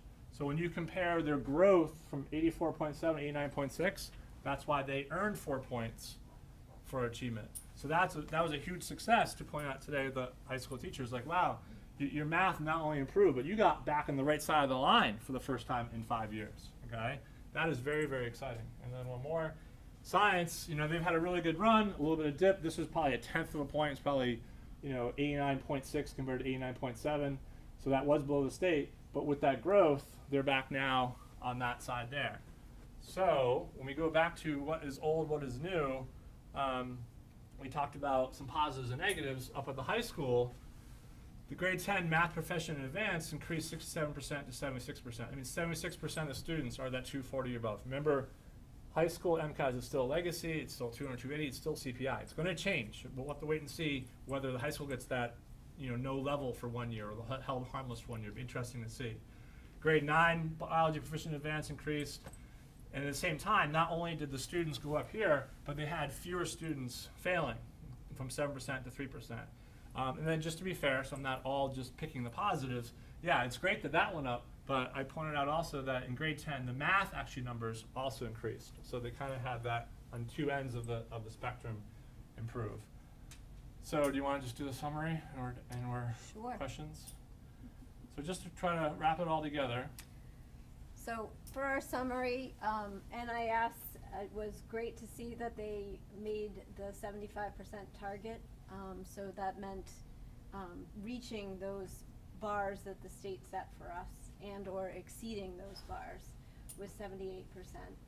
At CPS, we were 64% for meeting Getting close to 75. the targets, and at NHS, we were 44%. And all of that is still within the partially meeting, but I do want to point out that, as Mike said, the partially meeting ranges from 10% to 74.9%. So that's a large window. So we're on the closer to the 75%. 2018 percentiles, we had NIS at 36, CPS at 30, and NHS at 42. And by comparison, to the 2016 percentiles. Because remember, there's no levels, no percentiles last year for 3 through 8 grades. We increased from NES, which is now NIS, but it was the same level of students tested. So we increased from that 20% to 36%. And CPS stayed relatively close to the same, and NHS did actually have a percentile last year, so they have increased their percentile this year as well. So all good things, heading in the right direction. The new system allows us to set targets with incremental growth, and it lets us look at year to year. We find out what these targets are, so we know, what point values, but of course, we're just looking for how can we improve our student learning and instruction, and how can we support their engagement in the school so that we can tackle those issues like absenteeism that we want to target as well. And we're moving kids in the right direction, and just celebrating great growth for NHS math and science. NHS ELA, the CPI continues to be high, so we're looking in a positive state for all of our students at that end point of our K-12 district. Thanks. I have a couple of questions. Thank you so much. There was a lot of information, and I look forward to hearing a more in-depth presentation. The MCAS alt, you mentioned that. Yes. Those statistics are not included in what we're seeing tonight. Is that? They are. I would have to go back to each of the reports though and pull out to see how many students there are, to see what the relative impact would be. What the state has done is it has said that students who are making progress on their MCAS alt portfolios now count in that meets or exceeds bracket. So their progress on that will count positively for us if they are meeting or exceeding their own expectations. And then conversely, if they are not able to reach that, those would then be students that are marked as not meeting or partially meeting. And to me, this is important because we have a large population of special education students here. Not all of special education students take the alt MCAS, so I don't want to paint with a broad brush. But the alt portfolio is a powerful tool for those students who wouldn't be able to demonstrate progress on the computer-based test, but rather can benefit from the option of having a portfolio. So now we're able to see, are those students also making progress? And if not, you know, what do we need to put into effect to help them make progress? It would be interesting to see the number of students in what schools, how many in each school. We are can do taking that. the We'd test. have to break it down. It's very easily done with high school because it's one grade, so it would be just doing a count, but it's definitely doable. And then my next question is the student-to-student information. You guys dig deep, so you have the ability to look, at the same group of students the following year and how they're performing, but do you look at individual students and their growth? And then is the school system then implementing support systems based on a particular student's math score or ELA score for particular students? Yes, and yes. And oftentimes we're triangulating that data with other pieces of information. CPS uses the MAP, NIS uses the Ames Web and the FNP, and NES actually uses their FNP levels. They don't have, of course, the MCAS data, but they use their FNP levels in the Ames Web. So we are able to look at all of those data points together. I think it would be challenging when you see the third grade and now the students in fourth grade. Yep. How do you bring that student back to third grade math to help support them with the subject that they were struggling? So one of the first things we did 2 weeks ago when we first got the data, it was still embargoed, is the teachers got it. We gave the data to the teachers, and they looked at the roster of the students they had last year, and they looked at the roster of the new students that they have this year.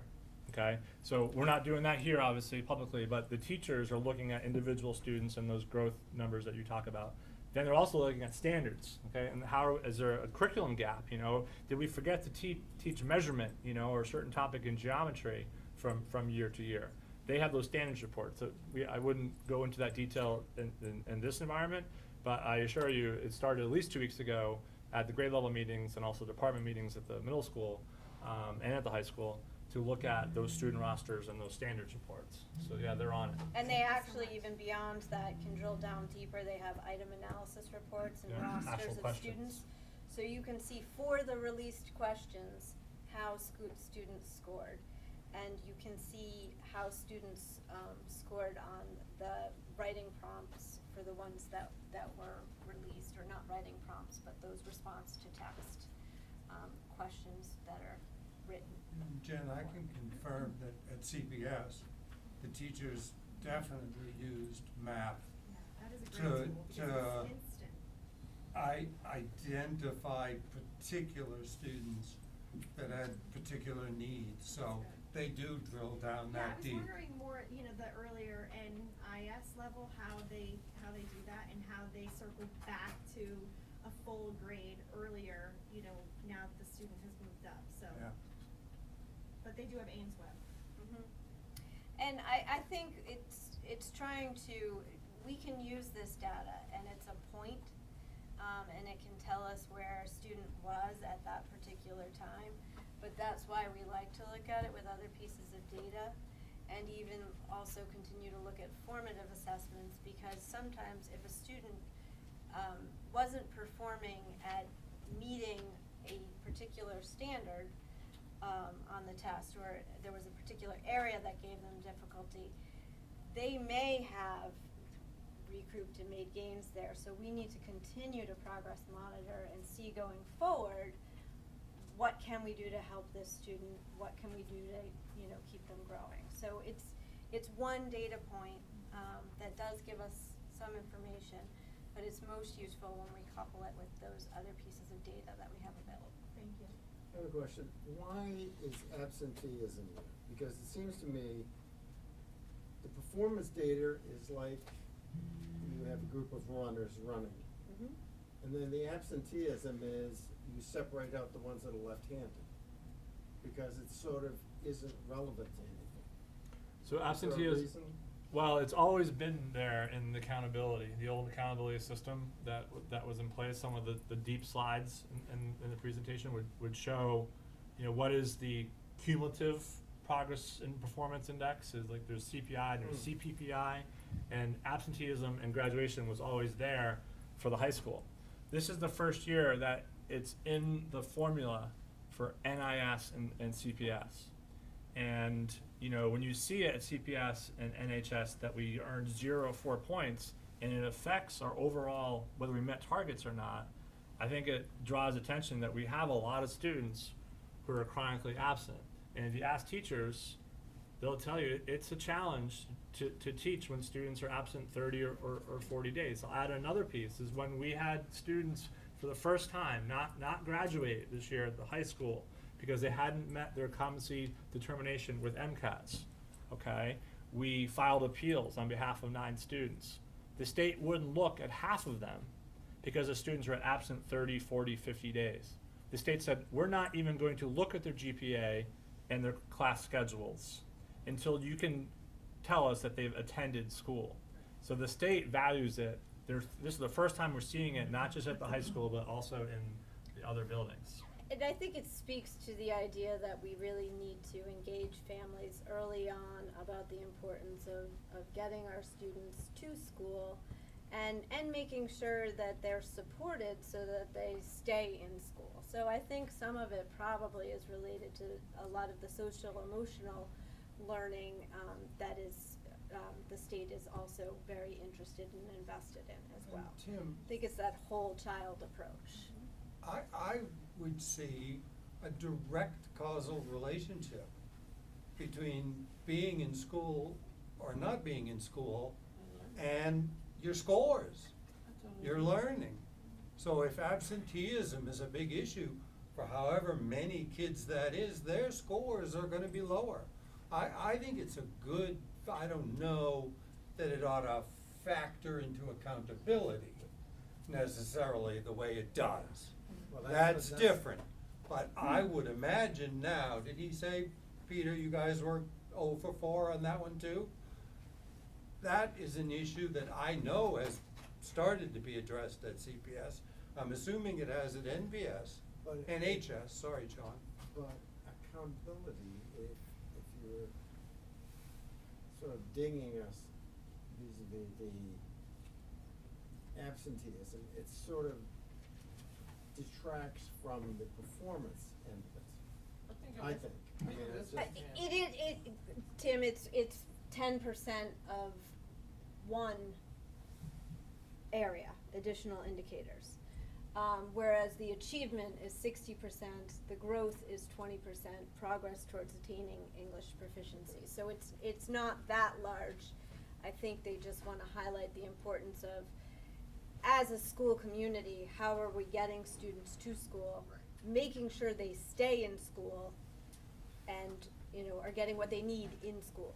No, I'm not denying that that's important, I agree, that's extremely important, it's just. If I can just add, this is part of the state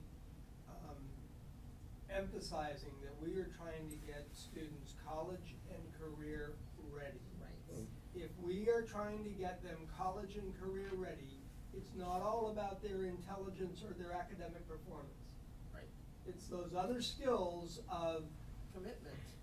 Responsibility. Exactly. All those wonderful things. First of all, and I wouldn't want one of those students that missed the gallbladder removal day, removing my gallbladder, I'm just saying. I mean, to put it in quick terms. Are they doing that in our nursing program now, are they? But it seems to me that you're attaching it to performance when it isn't in fact related to the performance. But it could be. But it It is. could be. Like you were saying. They missed an It's important some concept that day, emotional and learning it's, aspect. and they can't, they missed an important concept that day. for And whatever it reason. absolutely could be a contributor to performance. No. And for some students, it's not gonna be, and it's not gonna show causation. It might have a correlation, and that's probably why they're tracking it. Right. Because they'd That like to see. Chronic absentee figure is almost a month of school Yeah, overall. I mean, that kid's not getting a month of learning. half the goal of being a success in school is coming to school. Yep. You have to do that first. I do wanna ask this question if I may, and there are a lot of hands, I see that. Are any of these students those that drop out to go to work and things like that? Are those numbers part of this So problem? it's an interesting discussion, and we're not sure, and we're not necessarily able to tell at this point. We'd have to do some more digging to find that out. Maybe not even on the accountability charts, but maybe through Aspen records, conversations.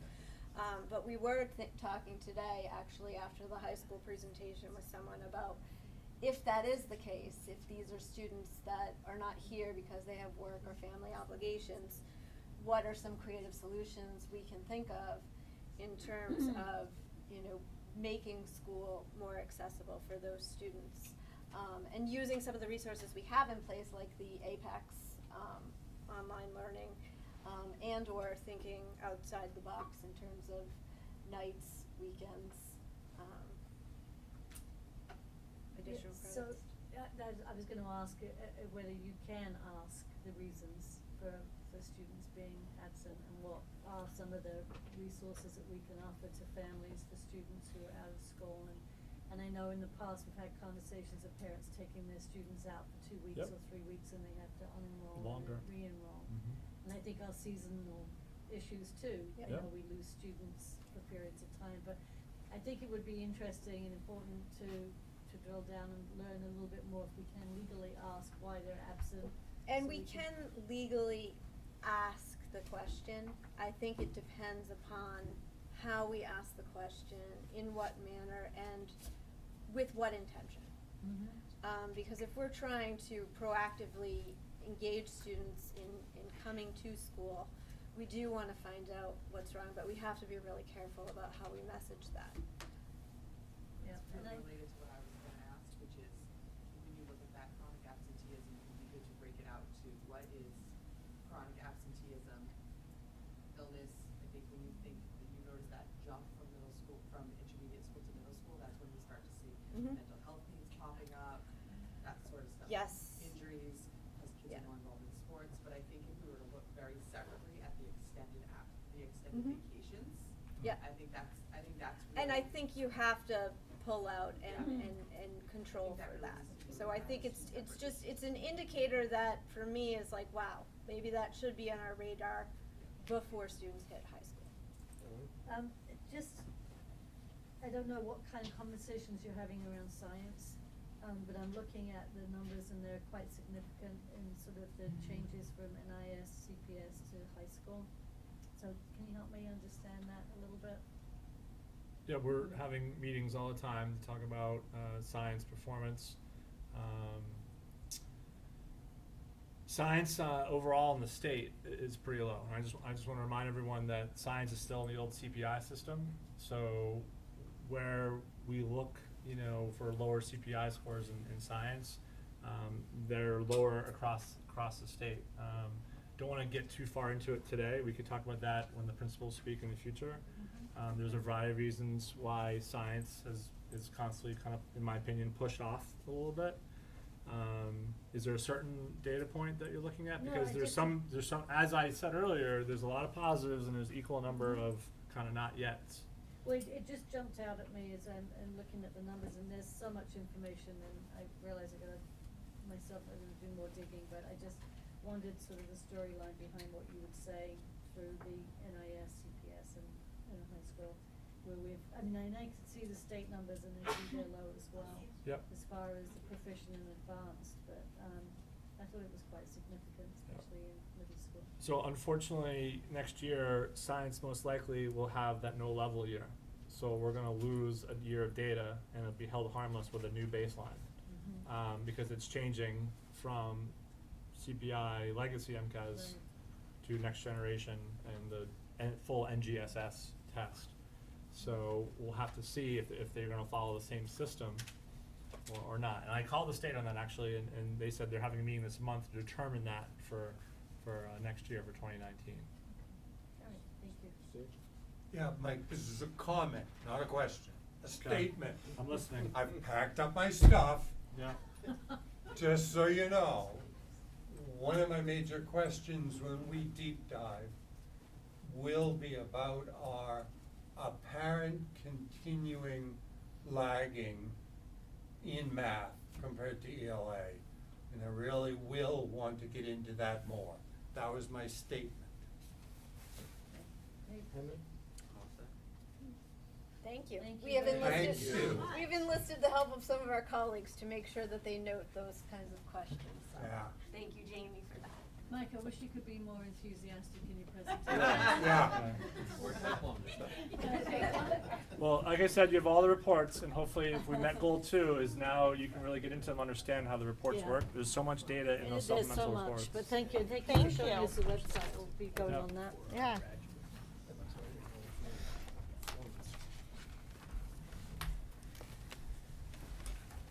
Okay, committee discussion and votes to be taken.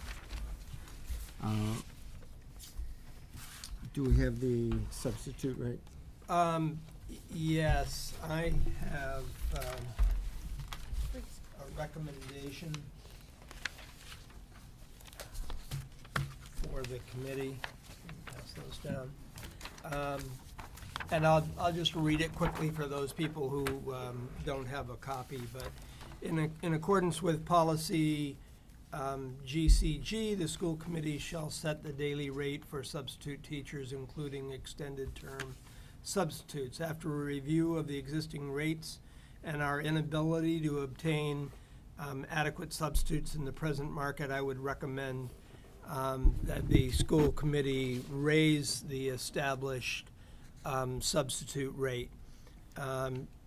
Presently, the daily rate for teachers is $100, and for TAs is, I think, 75, and, or 80, I think it's 80, actually, yep. And so I'm recommending that we go up to 120, that's an increase of 20%. And for the teacher assistant from 80 to $100 a day. Long-term rates will stay the same at B1 step and column for the daily rate.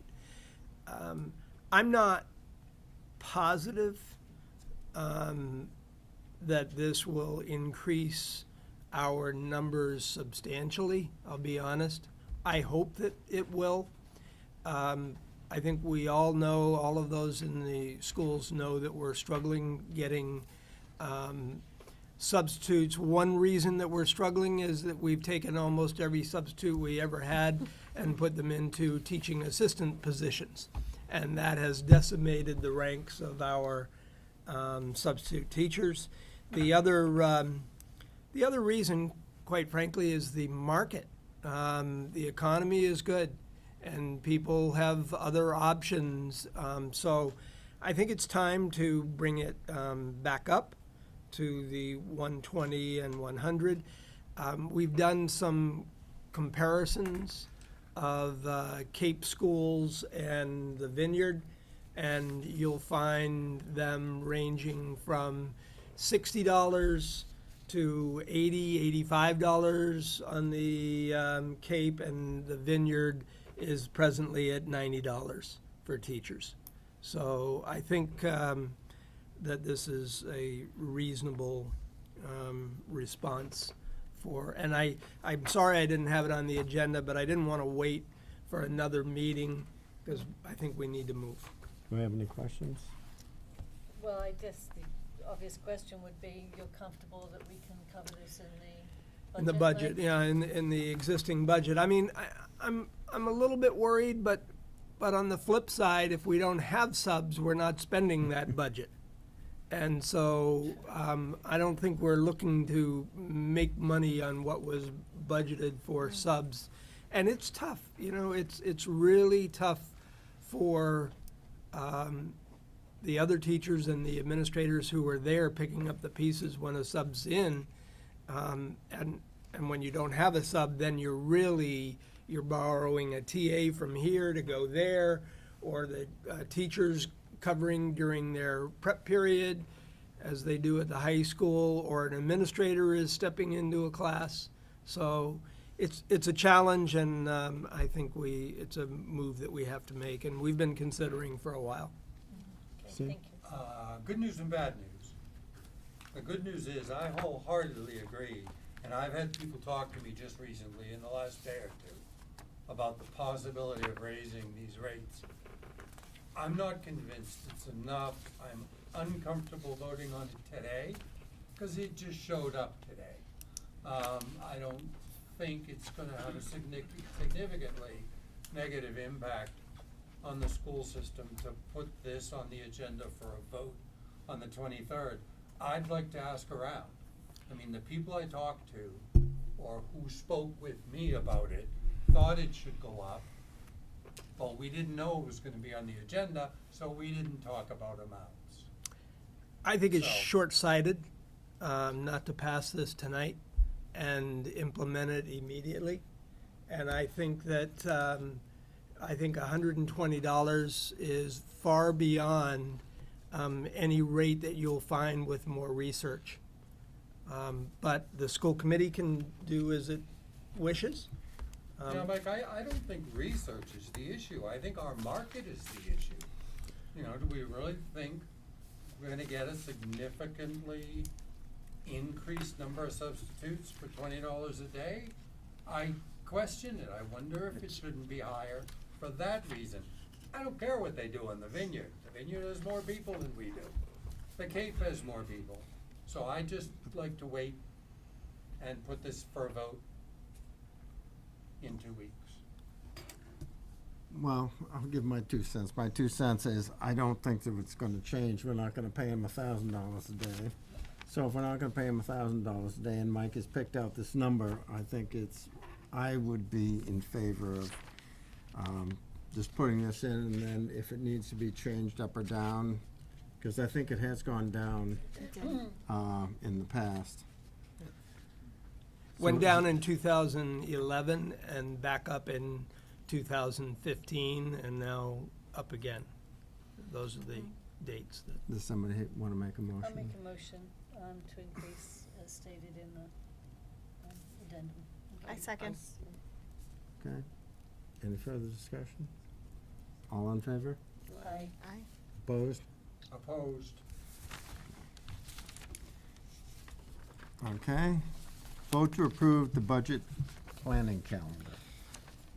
So, Mr. Chairman, it's still not completed, still waiting for some dates from the town of Nantucket. I have heard a proposed date for town meeting, which is Monday, April 1st, at 6 o'clock.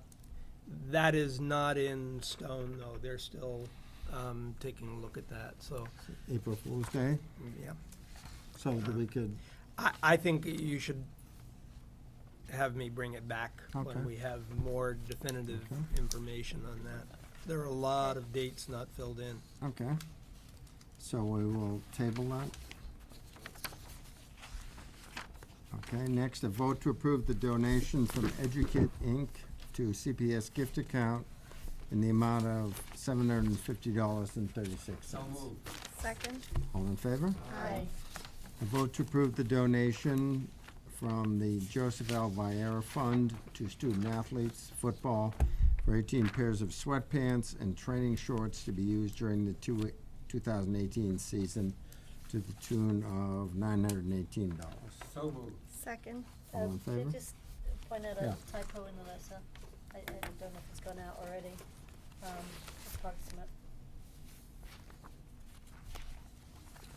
Okay. And, First yeah. paragraph, no.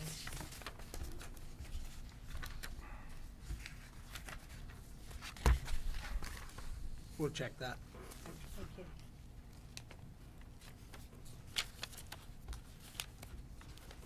May I ask a question about the next vote before we vote Well, on the we nature? voted s- on that one wait. yet? We didn't vote on this No, I yet. know, I know. Oh, On we this didn't yet? vote. Yeah. No, Okay, 'cause I sorry. had a comment. Sorry. Where is the, First paragraph here, right here, Tim. The word approximate is misspelled. I show you? Okay, Okay, it's right here. I see it. Okay, thank you. Thanks. So is that going to indicate? Defer No, our I'm not vote. gonna- I'm not going to not vote. Okay. I just wanna We'll Well, fix let's- it. just make a change. I'm ready to say aye when you ask. Do we have a motion to approve? We had that, yes, Miss, we do. second? Second. All in favor? Aye. I'm glad you studied that. Vote to approve the donation from the Nantucket Lion Council to the fifth grade Nature's Classroom Field Trip. Final balance for donation equals $2,746. So moved. Well, can I ask a question? So is this is for last year's fifth grade trip? Okay, all right. That was my question. I was not sure if it was for this upcoming trip and if it was to go towards, we spoke about this at policies, whether it would be a field trip specific fund or a grade 5 fund. So that was my question. Follows the fifth grade. Mhm. Okay. Ready to vote? I made a motion. All in favor? Second. Oh. All in favor? Aye. September 18th meeting minutes. I will vote to approve as I understand it has been slightly changed in what will be the final electronic version, which notes that Jamie confirmed that our Chromebooks can only be accessed by the npsk.org student ID. And just ask that that language be inserted. I understand it has been. We did receive that, Yes. yep. Okay. Okay. Yep. So I move to approve those A minutes. second. All in favor? Aye. Aye. Transfers and invoices. Make a Mo- motion? Motion to approve? Second. All in favor? Aye. Aye. Superintendent's report. Really just going to talk about the enrollment. Today is October 1st, so these become the figures that the state uses. We have a total of 1,686 students in our schools, which is the highest ever. As you can see, as you look at it, we have a fifth grade of 141 students, and an 11th grade junior class of 151. Not sure how we're going to do graduation next year. And, but even if you look at that fifth grade number of 141, that's before the private schools enter in ninth grade. So that class looms as just, that could be 160, 165. It's hard to say, but it's pretty scary. Our numbers continue to grow by over 50 students per year, and in some years it's been 100. I have recently had a meeting with the Capital Committee and have told them that they need to be planning for a new school. I can't believe that I'm saying that, but if you're adding 50 students a year for, 4 years, that's 200 students in 8 years, that's a school. So we are really tight sneakers at the high school and middle school right now. We have some room to grow at NES and NIS, but if this community doesn't get a handle on growth, they're going to have to increase the infrastructure to deal with that growth. And I'm not just talking about the school infrastructure, I'm talking about the infrastructure across the community. And I'm very concerned because this isn't what we envisioned when we built a new school. You always hope when you build a new school that you have a 15-year solution. But be forewarned, It's coming around the bend, and it's coming fast. So I would imagine that we're probably in the next 3 years going to be looking at modular classrooms for the middle and high school to bridge the gap, and we're going to plug those figures in. So we have plugged a figure in with Capcom for a new school, but I just have to be, forthright and honest that we're there again. Well, I have one word in response to that. Yikes. I would say with that 60 unit building things going up, that's a real reality. Right. Because that could potentially even bring more people to the island that aren't already here. We're talking about solving the housing problem that we already have. Yeah. But whenever you do something like that, you're likely to get more people in. So I think that's definitely a real possibility. On the enrollment report, and I know I'm always looking for more information, but because it's been brought to our attention about our absenteeism, I just wonder if that couldn't be an item added each month, just so we have a take on it. Maybe the number of absenteeism and how many students it involves, so we can have a real picture of what we're dealing with. I think it's school committee's way of being able to be in the know, if you will. I think if I may, Zona, and through the chair, probably you would want to see a certain level of absenteeism, Right. like how many students have more than 10 days Agreed. out of a certain point, because that will help you more than the absenteeism on any one day. I agree, but maybe 5, just because we don't want to see it when it's already a real problem. Yeah. 10 is a real problem to me. 5, not yet a real problem, but enough for somebody to have a conversation with someone. Yeah. So if you would, I would Yep. make that suggestion. We will do that. Some form of that. Thank you. Any subcommittee reports? Well, the ESP negotiating subcommittee would like to add it to the agenda on October 23rd for approval by this committee. That's impressive. Okay, you? You're dealing with very experienced negotiators here. Yep. It's not dealing with rookies. Okay, I told you that it was going to work that way, Alice. okay. I just for Yeah. policy, I just want to reemphasize that a question was posed to us that I think it's fine if Mike addresses it through admin back to Mrs. Maylou, but in addition, report to us on the next meeting so that it's publicly explained what that is. Sure. If you don't mind. And if I may just not, Sure. committee reports, but just a couple of comments. Superintendent search certainly was brought up earlier by Mrs. Crowley.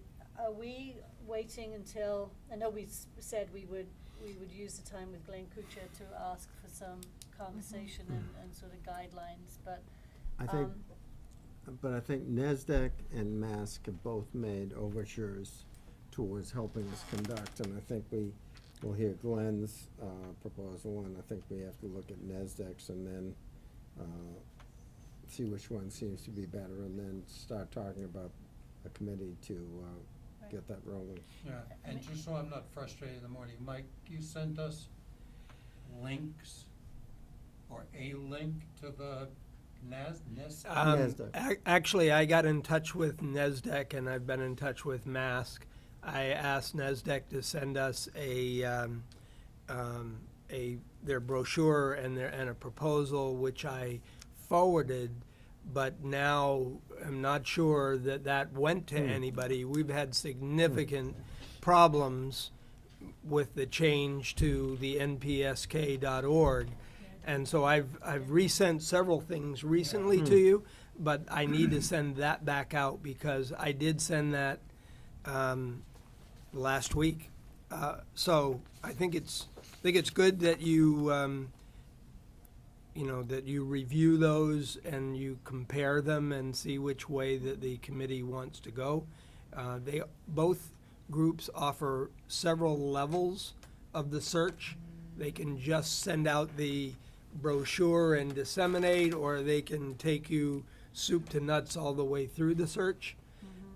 We have had a number of people who have contacted my office or Tim to be on the committee, and we're just putting those in a file right now until the school committee determines its process.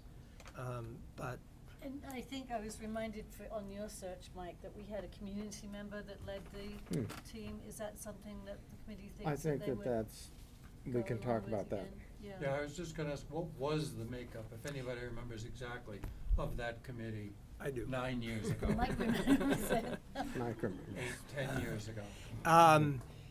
Judy Lee led that search, and some of you may know Judy. She was a community member, and I think did a marvelous job. But there were educators on it.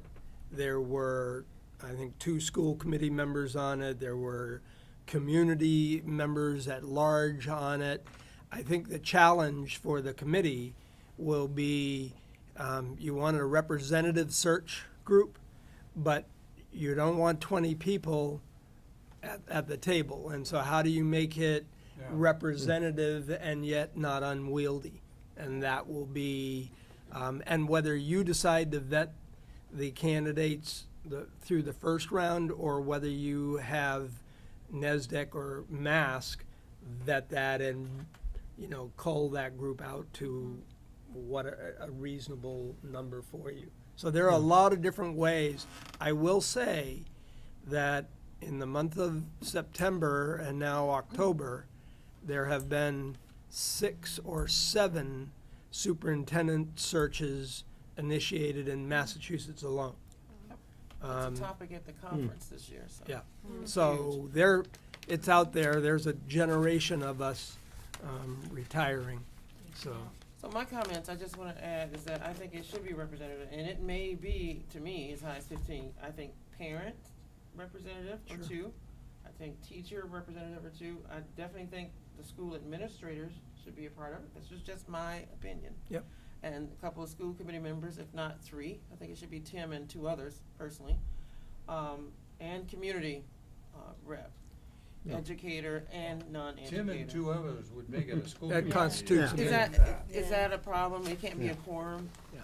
Yeah, that part I wasn't sure. So anyway, Well- but your numbers can get up a little high just if you get a good representation. I mean, because a superintendent is a very important position. I think we've been very fortunate over the last 9 years, 10 years, and it's gonna be, it's a tough act to follow, if you will. So, that's just my 3 cents. Yeah. Couple of other things I just want to bring up. Under the student success report that we're going to have on November 20th, can I just ask clarification? I know I asked for high school to present for that, but can we also ask for CPS to give us an update on the program and the On the outline? 20th? It's down here for the 20th. November 20th. Oh, November 20th. November, yeah. Okay, I was thinking you were talking about October. I don't think that would be a problem. And then lastly, I just wanted to ask the school committee if anybody has any interest as we're looking at the goals, district goals. If anybody is interested in putting school start as a conversation or school uniforms as a Of course. What was the first thing? School what? school start time, the starting time of school. School uniforms. Yeah, I think that's for very sure. interesting, and school start times. Just think it's 2 very important conversations that we've sort of danced around at this table, and this might be a good opportunity to put it out there as a. Well, there is one school system in Massachusetts that just did that. So it's being done. But I think that's a question we can also ask Glenn, if he's, has he Yeah. worked with Yeah. schools that have had that No. happen, and, so anyway, just Okay. in full disclosure, without emailing you all individually, just thought I'd mention that. Thank you. I'm done. And it's homecoming. Everybody be out there. Lots of sports, lots of floats, and a very good time. This So I hope weekend? you'll all be there. Yes. It's a little bit of a different schedule, so take a look at it. There's a dance on Thursday night because it's over a 3-day weekend. The parade is on Friday afternoon at 4:30. So it's not the traditional 10 o'clock in the morning on Saturday morning parade, and then the games begin around 1 o'clock and end with a football game at 5:30. Is the And, dance new? That's what I thought. Is there a schedule maybe that you put together, Mr. Buckley? Would you mind Yes. sharing that? Thank you. Yep. And that, if I could just add, I went out, as many of you know, I like to see the kids in different games. I went out to watch the golf team play today, and it was wonderful. I followed Kai Otani and Sydney Higgins around, and Ben was there, Billings, and so it was fun for me. I'm not sure that I learned how to play the game any better, but it was a great, yeah.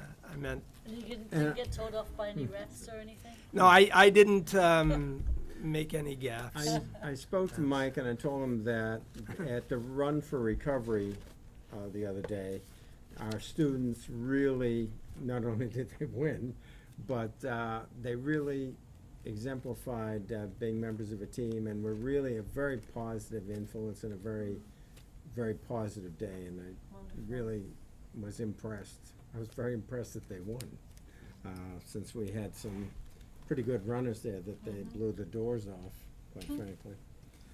Okay, can we have a motion to adjourn? So moved. Second. Oh, student Sorry. update. Oh, Henry. student. Student updates? Yes. Homecoming coming up. Okay. I mean, Sorry. You guys Sorry. hit most of the major things. Oh. Okay.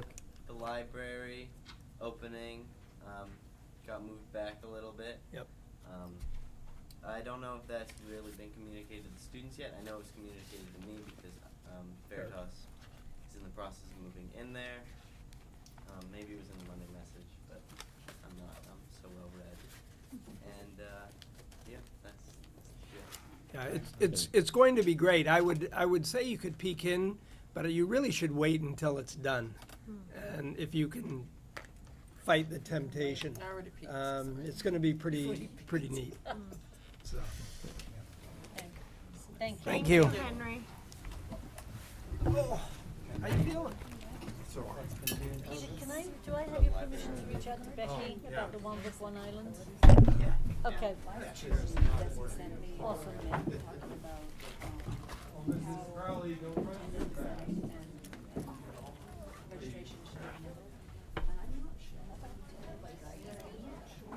Eve Marie, thank you for getting back to me on the, I didn't think it could work for, no, I didn't want to not put it out to everybody.